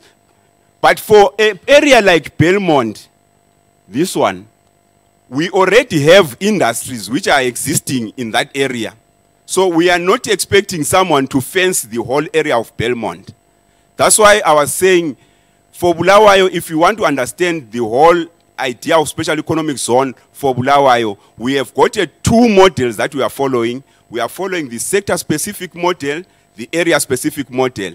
So on the sector-specific model, we have already identified key sectors that should be considered under special economic zone. Whether you are operating in Belmont, you are operating in Kelvin, you are operating in Donington, as long as you meet the requirements, then you can be considered under the special economic zone program. Then for Umvumila area, Umvumila area, this is a big area, is about 188 hectares of land. It's an open space. That's where we are now considering an area-specific model for an economic zone program. In that area, we are saying we want people, investors who will come in and develop an industrial park. They will build, they will develop, and then the other players who will be coming in, they will now enjoy the benefits of special economic zone incentives. All those things, you will get them. Then on this one, on this sector-specific, like Belmont area, currently we have companies which have already applied and they've been approved by the authority, the Special Economic Zone Authority. They are going to benefit. We have a company, I don't know whether it's okay to name the companies, but let me end here and say we have the companies, but I can give you a list of those companies that have already applied. There are more than 7 companies that have already applied and they are being considered. Some they have approved, they have been approved by the authority to be considered under Special Economic Zone program. The other aspect which I want you to understand about Bulawayo, when this program of Special Economic Zone was announced and declared that Bulawayo is a Special Economic Zone area, there are 2 things that the government was targeting at. One was to attract FDI, foreign investors to come into Bulawayo, and 2, to revive the existing industries. That's why we are saying we are following 2 models, area-specific and sector-specific. We are saying those industries which are already operating in Bulawayo, they can apply and be considered under Special Economic Zone program and be approved and enjoy the incentives which are there.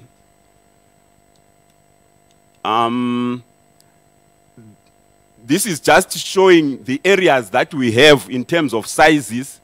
I think we have enough open spaces for new investors to take up, like in Mvumila.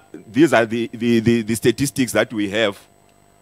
On the open spaces, one of the advantages that we have about our areas of Special Economic Zone, most of the infrastructure is there.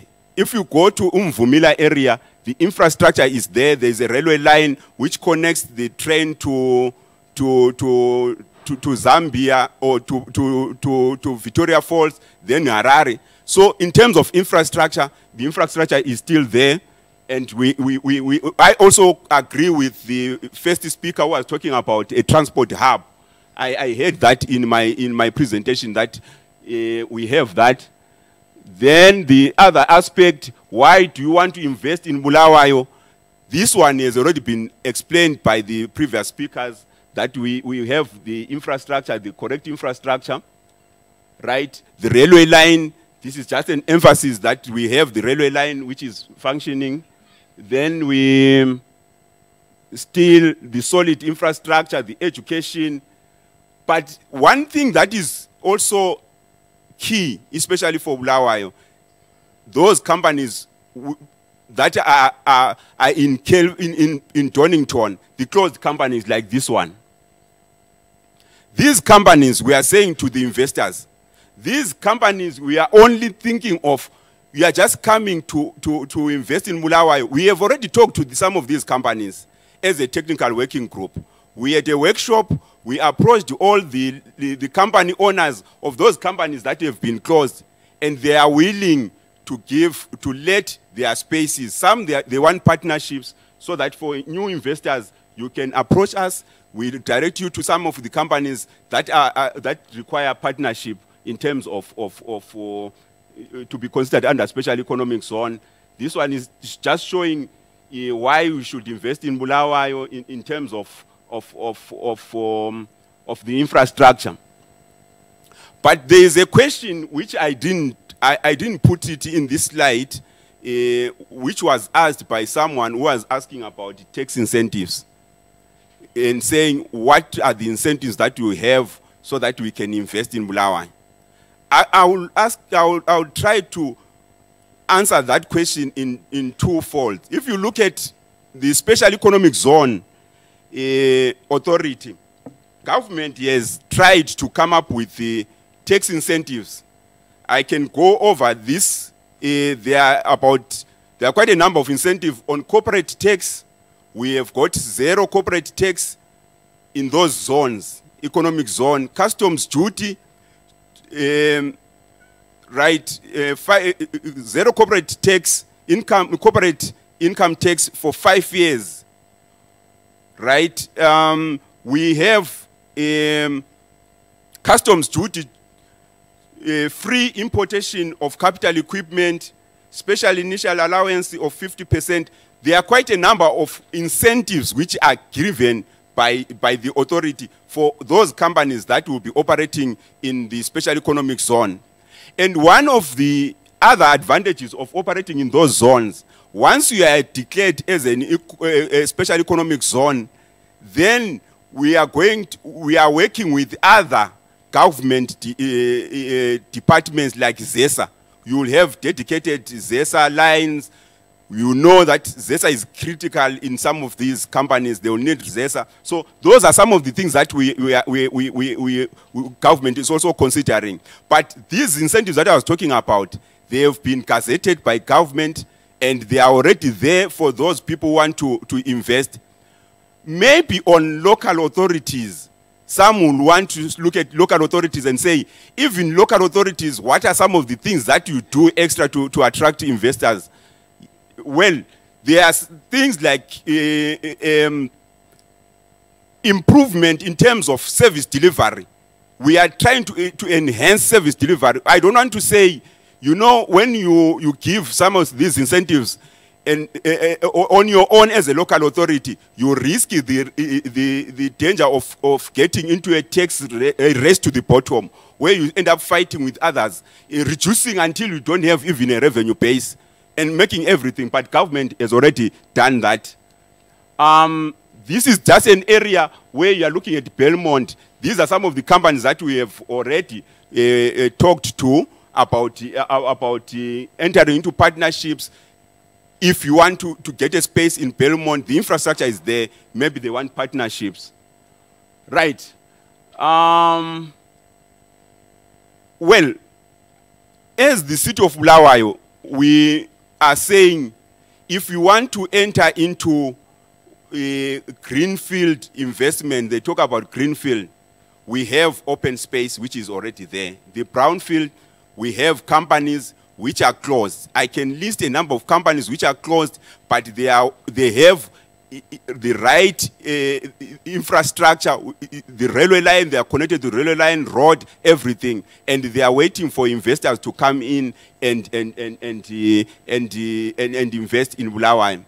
On other sectors of the economy, like tourism, we are working with different sectors of the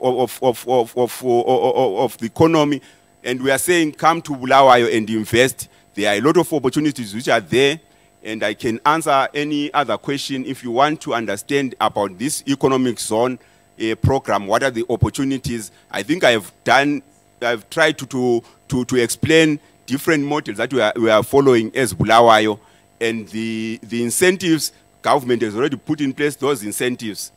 I want to stop here, Mr. Moderator. Thank you. Thank you very much, Mr. Moyo. Let's give him a round of applause for his presentation. Right, I will quickly take 4 questions from you. If anyone's got a question for Mr. Moyo, 4 questions, then we will move on with our program. So you can just put your hand up if you have a question for Mr. Moyo. We just spoke about the special economic zones in the city of Kings and Queens. Any questions going once? Right, I've got one from Smanda here. Thank you. Mr. Moyo, thank you very much. When the act was when the bill was being debated, one of the reasons why it was delayed was because of the issue of labor laws.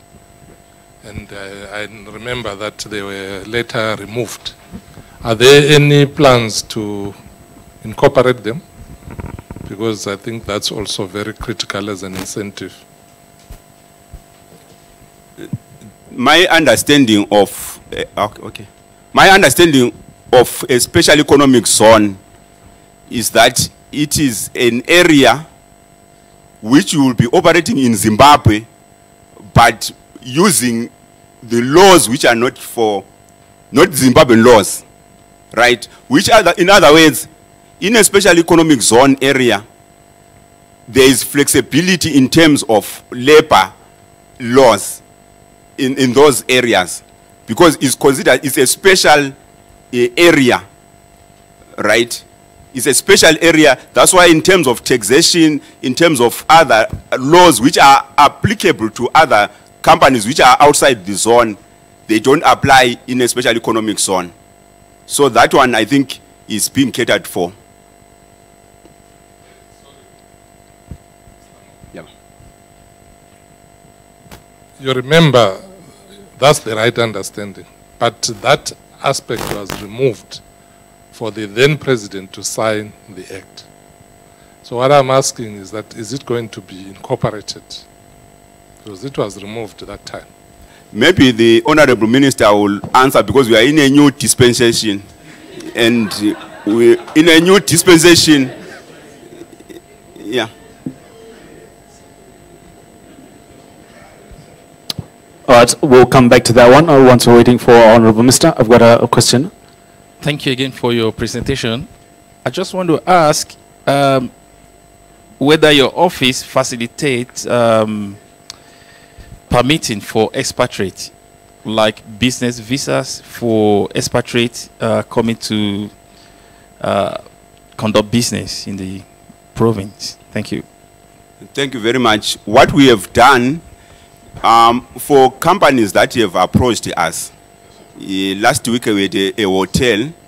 They have expatriates in that hotel, and they have approached City Council to also get a recommendation from the City Council that they are employing expatriates in their business, and they wanted the extension of their permits. And we have already we wrote a letter to the Ministry of Home Affairs and the Immigration Department, which is under Ministry of Home Affairs, recommending that they should be considered for that extension, even under special economic zones. Because what we do as City Council, we don't approve that this company should be granted special economic, it should be considered under special economic zone. But what we do, we recommend. So once we get an application, we are working with the company, then we write to the authority in Harare and make a recommendation. We have done that for several companies, and they have been considered. Good. We've got a question there, Nkosi, from...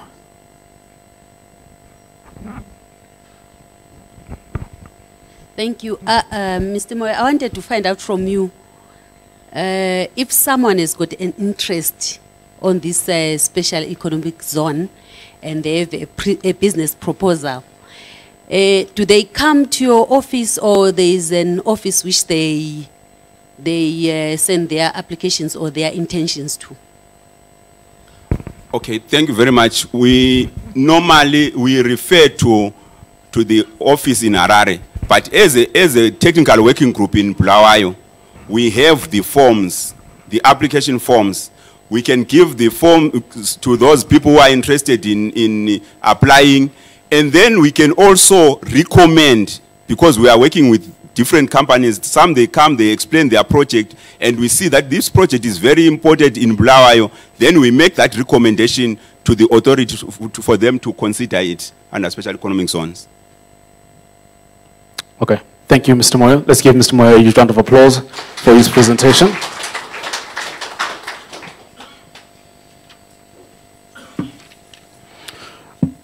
Right, so at this moment in time, I am going to ask Umama, the Minister of State, Honorable Jane Ncube, to come through and have the honor of introducing our guest of honor today, who is the Minister of Industry and Commerce, to give us the keynote address. Mama Zecela Liwe. Let's put a round of applause for her as she comes back to the podium.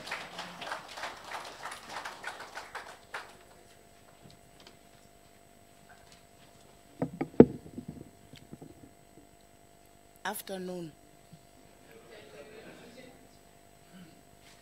Without wasting our time, ladies and gentlemen, allow me to invite our Minister for Industry and Commerce to talk to us. I'm sure he will make his comments. Those of you who do not know him, he is Nobizita Ndlovu. He is our minister, young minister, with a lot of knowledge to share. He is also open for some ideas from you. Can I, with due respect, can I invite him to come forward and talk to us? Over to you, sir.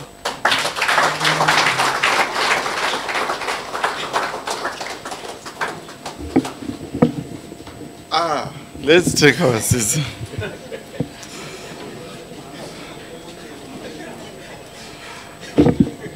There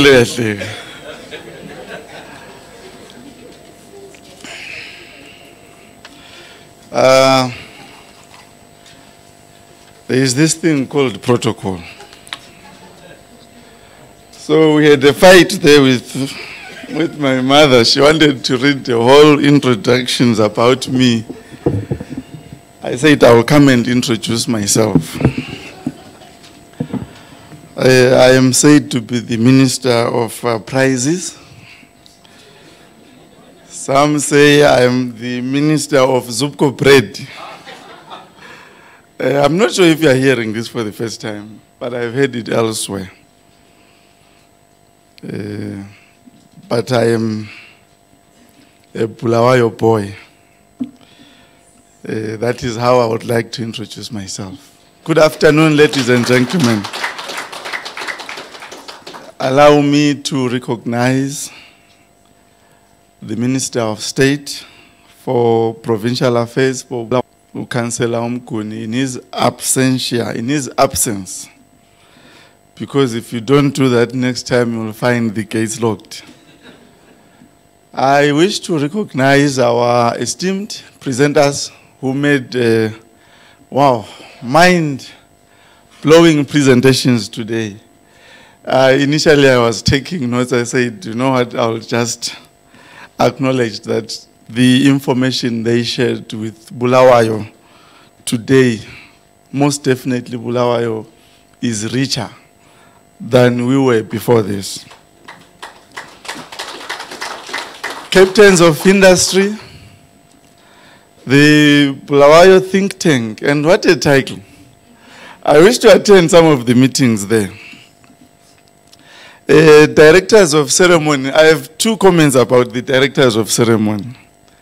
The first one is that the IPM guy was copying from me at school. He didn't mention that.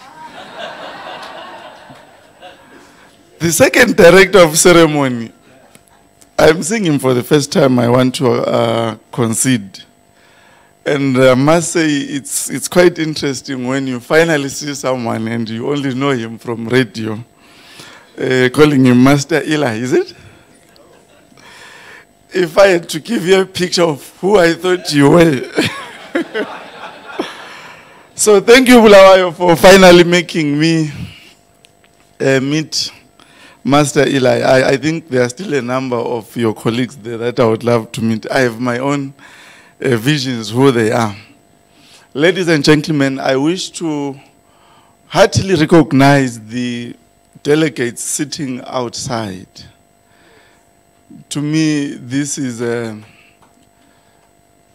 real show of commitment and their love for Bulawayo. I try to imagine myself coming here and I'm told, no, it's full inside, go and sit outside. I probably would have found my way back to the car. So I want to thank you so much for the patience. Now, from my previous experience, I used to stand in front of students and I would boast about PowerPoint presentations until someone said, no, now you are a minister now. You want people to be looking at you, not elsewhere. And also, being a minister, you see, even if you cough during your presentation, it's recorded. So you don't want to deviate from what has been prepared for you. That's the challenge of this assignment. I will try and follow the presented speech that I have been given. But before I go there, the significance of this gathering is that, as it was already alluded to, it gives an opportunity to interact. These interactions between government, but most importantly, business to business, are quite important. Why? Because as government, really, our main task, and this has to be emphasized, ought to be creating an environment for business to thrive. Oftentimes, we get carried away and we find ourselves, in fact, competing and not complementing business. So it's quite befitting that I'm only talking last after the business has been done. I just hope I don't spoil the presentations. Thank you for inviting me to be the keynote speaker at this Bulawayo Provincial Investment Conference, which has become an annual event. I remember reading in the papers last year the launch of such an event. Bulawayo, as you all know, I don't know if you do, is very close to my heart, not least because it is my home, but more importantly because I see vast opportunities for its growth and development. This investment conference has become an annual event to showcase and package investment opportunities in the province, as well as to engage with key stakeholders. This dovetails with the new dispensations mantra that Zimbabwe is indeed open for business. And it welcomes both domestic and foreign investments into all of its provinces. I wish to hereby add my voice this afternoon to this noble, august gathering by appraising you on the importance of this conference, highlighting the investment opportunities in Bulawayo province, which I believe most of us know better than myself, as well as the investment environment reforms being pursued by government primarily to make our country one of the prime investment destinations. Honorable Minister, distinguished guests, this investment forum should also be seen in the context of the government's devolution program, as provided for in the Constitution, which is a key strategy for fair, equitable, and just governance. I would like to therefore commend you for organizing this forum and urge all other provinces to plan and implement their economic growth and development strategies, taking advantage of their natural and comparative endowments.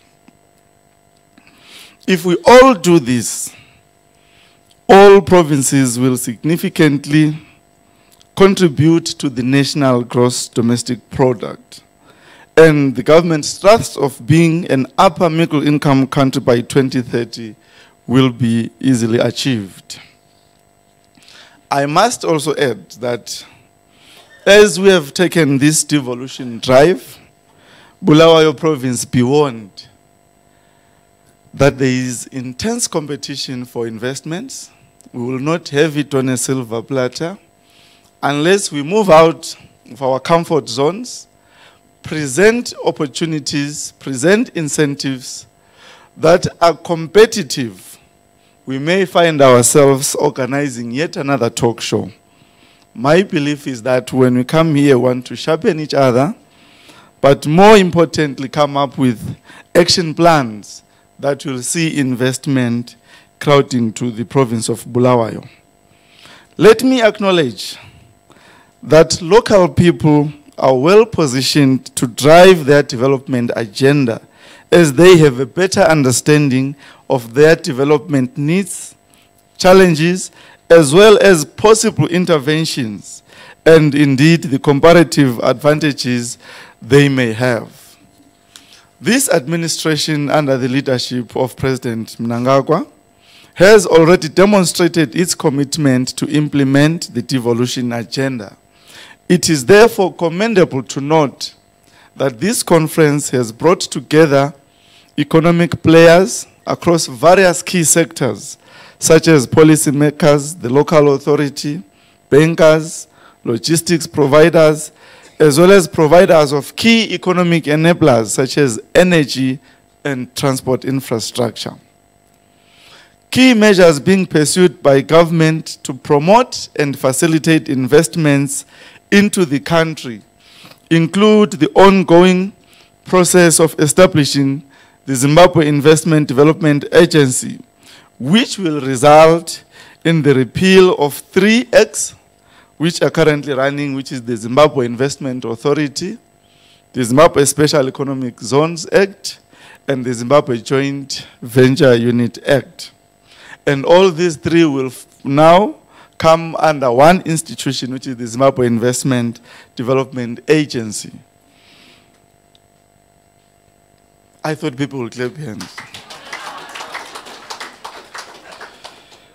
This is all being championed by the One-Stop Investment Services Center, where we hope to significantly improve our investment processes, and we are trying to benchmark against the best in this. We had an event last week at the Zimbabwe National Chamber of Commerce Dinner Awards, and we had invited the Rwandese ambassador to Zimbabwe. A new embassy which was opened in January here in Zimbabwe. Again, yet more evidence that we are as a country engaging and re-engaging. The achievements by Rwanda from about 2008 to date are amazing. They are the least corrupt country. Not in Africa, by the way. It takes 6 hours to register a company in Rwanda. I stand to be corrected again in terms of ease of doing business. They are either the first or second. From as far as 135, I think around 2008. I want us to look at each other and say it is possible, it is doable. I heard that. So I now know we all share the same sentiments. The establishment of ZITA will address challenges such as bureaucracy and lack of coordination in investment approval processes, excessive and overlapping legal instruments, as well as exorbitant fees for permits and licenses. The use of the word agency again, instead of authority, is also less regimental and more investment friendly. We believe that these reforms will reduce the time for investment licensing and enhance facilitation of personnel to live and work in Zimbabwe, which in itself is a source of competitive advantage. I say so, ladies and gentlemen, because as I interact with a number of potential investors, some of them are generous enough to share with you their experiences from other countries. We have a company that has invested in Zimbabwe, in Harare. They were coming from Zambia. They're an international company. The first thing they told me was that, in Zimbabwe, it's quite different. Then you can tell that they are being diplomatic. So they then tell you their experience in Zambia. They say, in Zambia, when we got there, we were given 7 hectares of land. The land was serviced. There was water there, road connectivity, electricity. We had to comply with 6 licenses. And the total amount we paid was about $20,000 US total, all licenses.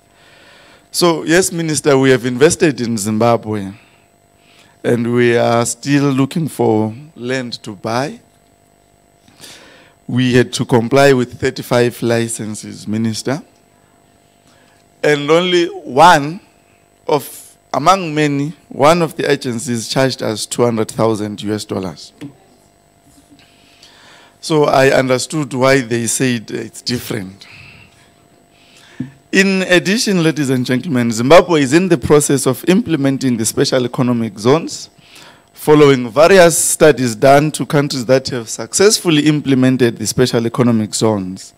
And these include China, India, back home we have Ethiopia. Among the 6 designated zones, 2 are in Bulawayo. I think some are already saying now this is in contrast to what the city of Bulawayo just said. And these are the Umvumila and the Belmont-Kelvin-Donington corridor, I beg your pardon. All special economic zones have attractive fiscal and non-fiscal incentives. I'm happy these were explained here, except one that I'm told was packed for me. Sorry. I must say that I am, however, concerned by the slow pace of operationalization of these special economic zones, and it is my hope that the coming in of ZITA will hopefully speed up the processes. Bulawayo is strategically located. It does not only form the axis of road and rail network that links the country with the southern African region, by providing important railway linkages to South Africa, Botswana, Zambia. But it is also the doorway to the Comesa region that is some 400 million population. As I have already highlighted, the Bulawayo province hosts 2 special economic zone areas. Sorry.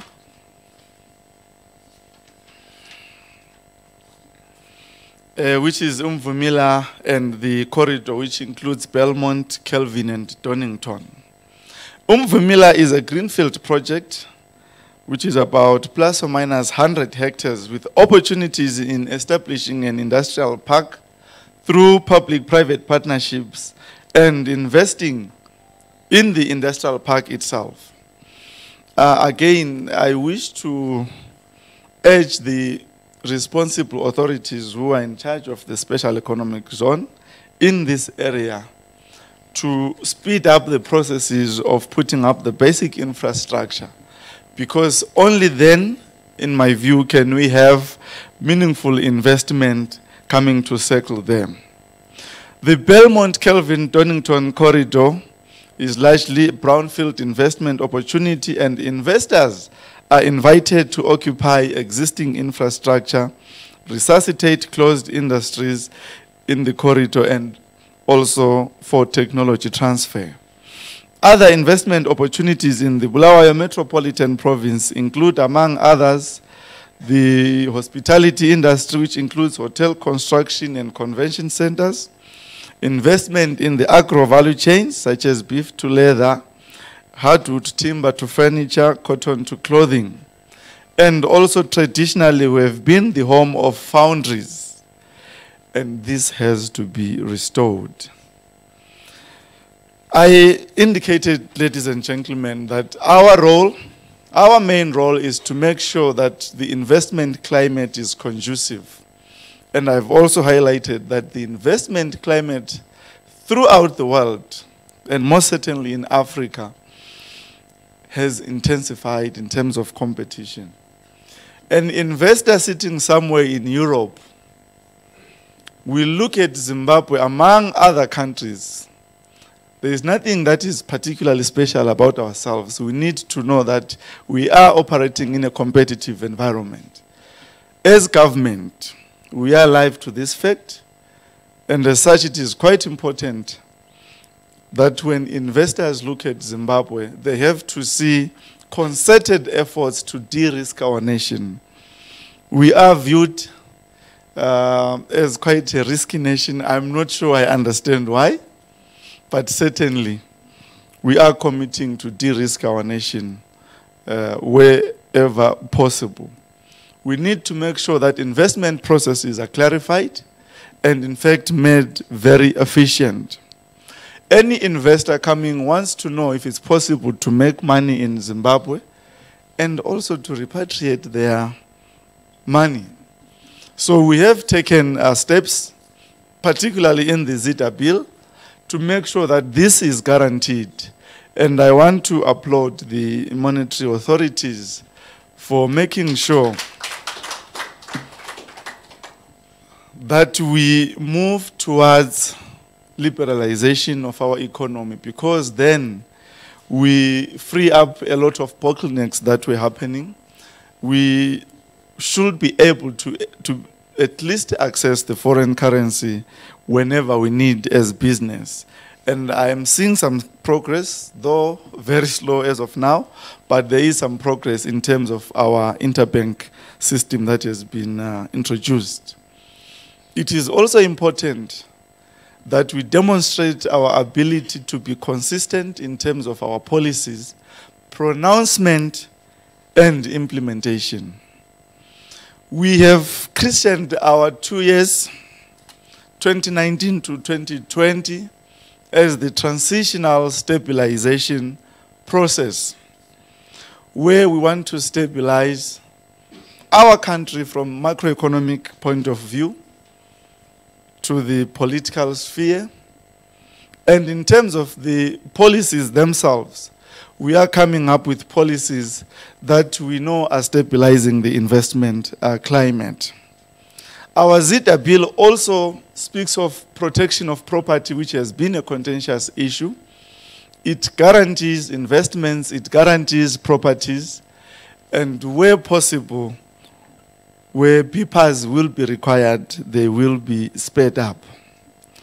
Most importantly, I must add that investors want to see the level of participation by the local business people. So our focus as the Minister of Industry in promoting investment will focus a lot on promoting domestic investment, because only then will we generate confidence from our foreign investors, because they will be seeing local players taking up investment opportunities. In conclusion, ladies and gentlemen, I want us to take cognizance that we are in a new era where we appreciate the enormity of the tasks and challenges ahead of us, where we appreciate the depth of the saying, many hands make light work. For us in government, that simply means that we cannot go it alone. Hence our continuing call for inclusivity and for much closer cooperation with our private sector players. We believe strongly that partnerships form the key ingredient for a win-win outcome for our nation. Being the ministry responsible for Zimbabwe's industrial growth, it is in our best interest to see the economy thrive. But we are cognizant of the fact that we need to create an enabling environment for the private sector, in particular, to work without hindrance. And policies and reform strategies such as ease of doing business are predicated precisely on that foundation. Let me applaud those investors already operating in Zimbabwe and in particular in Bulawayo, and call upon potential investors to come and invest in this beautiful city of kings and kings. The Bulawayo Metropolitan Province is also urged to organize inward and outward missions to explore and utilize the city's various investment and trade opportunities. It requires concerted efforts and cooperation from all stakeholders to restore Bulawayo's industrial hub status. The central government is ready to support all initiatives by provincial authorities and local private sector players through providing the necessary support mechanisms. With these remarks, ladies and gentlemen, I wish you all successful business engagements. Before I take my seat, I said I'm going to say this. When we have had such fruitful deliberations, it is my hope and wish that we come up with action plans, action programs. I would have wanted a situation where we started by evaluating our progress from our previous similar interaction to date, so that we continue to sharpen our implementation models. Lastly, ladies and gentlemen, as we are hosted here by the Zimbabwe International Trade Fair, in about 3 weeks' time, we will be hosting the Zimbabwe International Trade Fair. And much as I believe they will talk to it, I wanted to invite you from my desk to come and visit, interact, network. There will be a number of B2B meetings during the fair, and we hope also during that time to expose yet more investment opportunities that are here in the city of Kings and Queens. I thank you all. I'm told there will be no questions for me. Or should I stand here? Okay.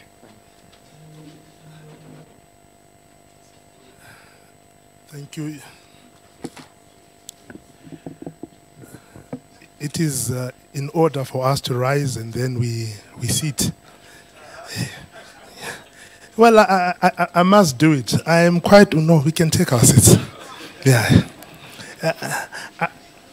It is quite an honor for me. You know, when the minister came here, he said I was copying from him at school. You remember that remark, right? Minister, can I just give you a MCing or Director of Ceremony 101? We are always the first to talk and we are the last to talk. So whatever happens in between, we keep quiet and watch. But we know we will always have the last laugh. Should I fire Minister? No, I'm just joking. It is actually quite an honor. It is a fact that we were at school together, at varsity. So for me, it is quite an honor and a privilege to call him Minister. And I do not even hesitate to say so. So this is a promise to him. Even if I'm to meet him in an informal setting, I will not get there and say, hey, when I. No. This is the beginning of failure for us, especially in Africa. We fail to recognize our own when they have done well. So it is my pledge to you that you are my minister. I will address you as such for as long as you are in that position until you are then elevated to the next one. It can only be upwards. Thank you very much, Minister. I think the presentation needs no further explanations. It has been sound. We just need to act. We have been told that we need to speed up our process. We need to take cognizance of the fact that we are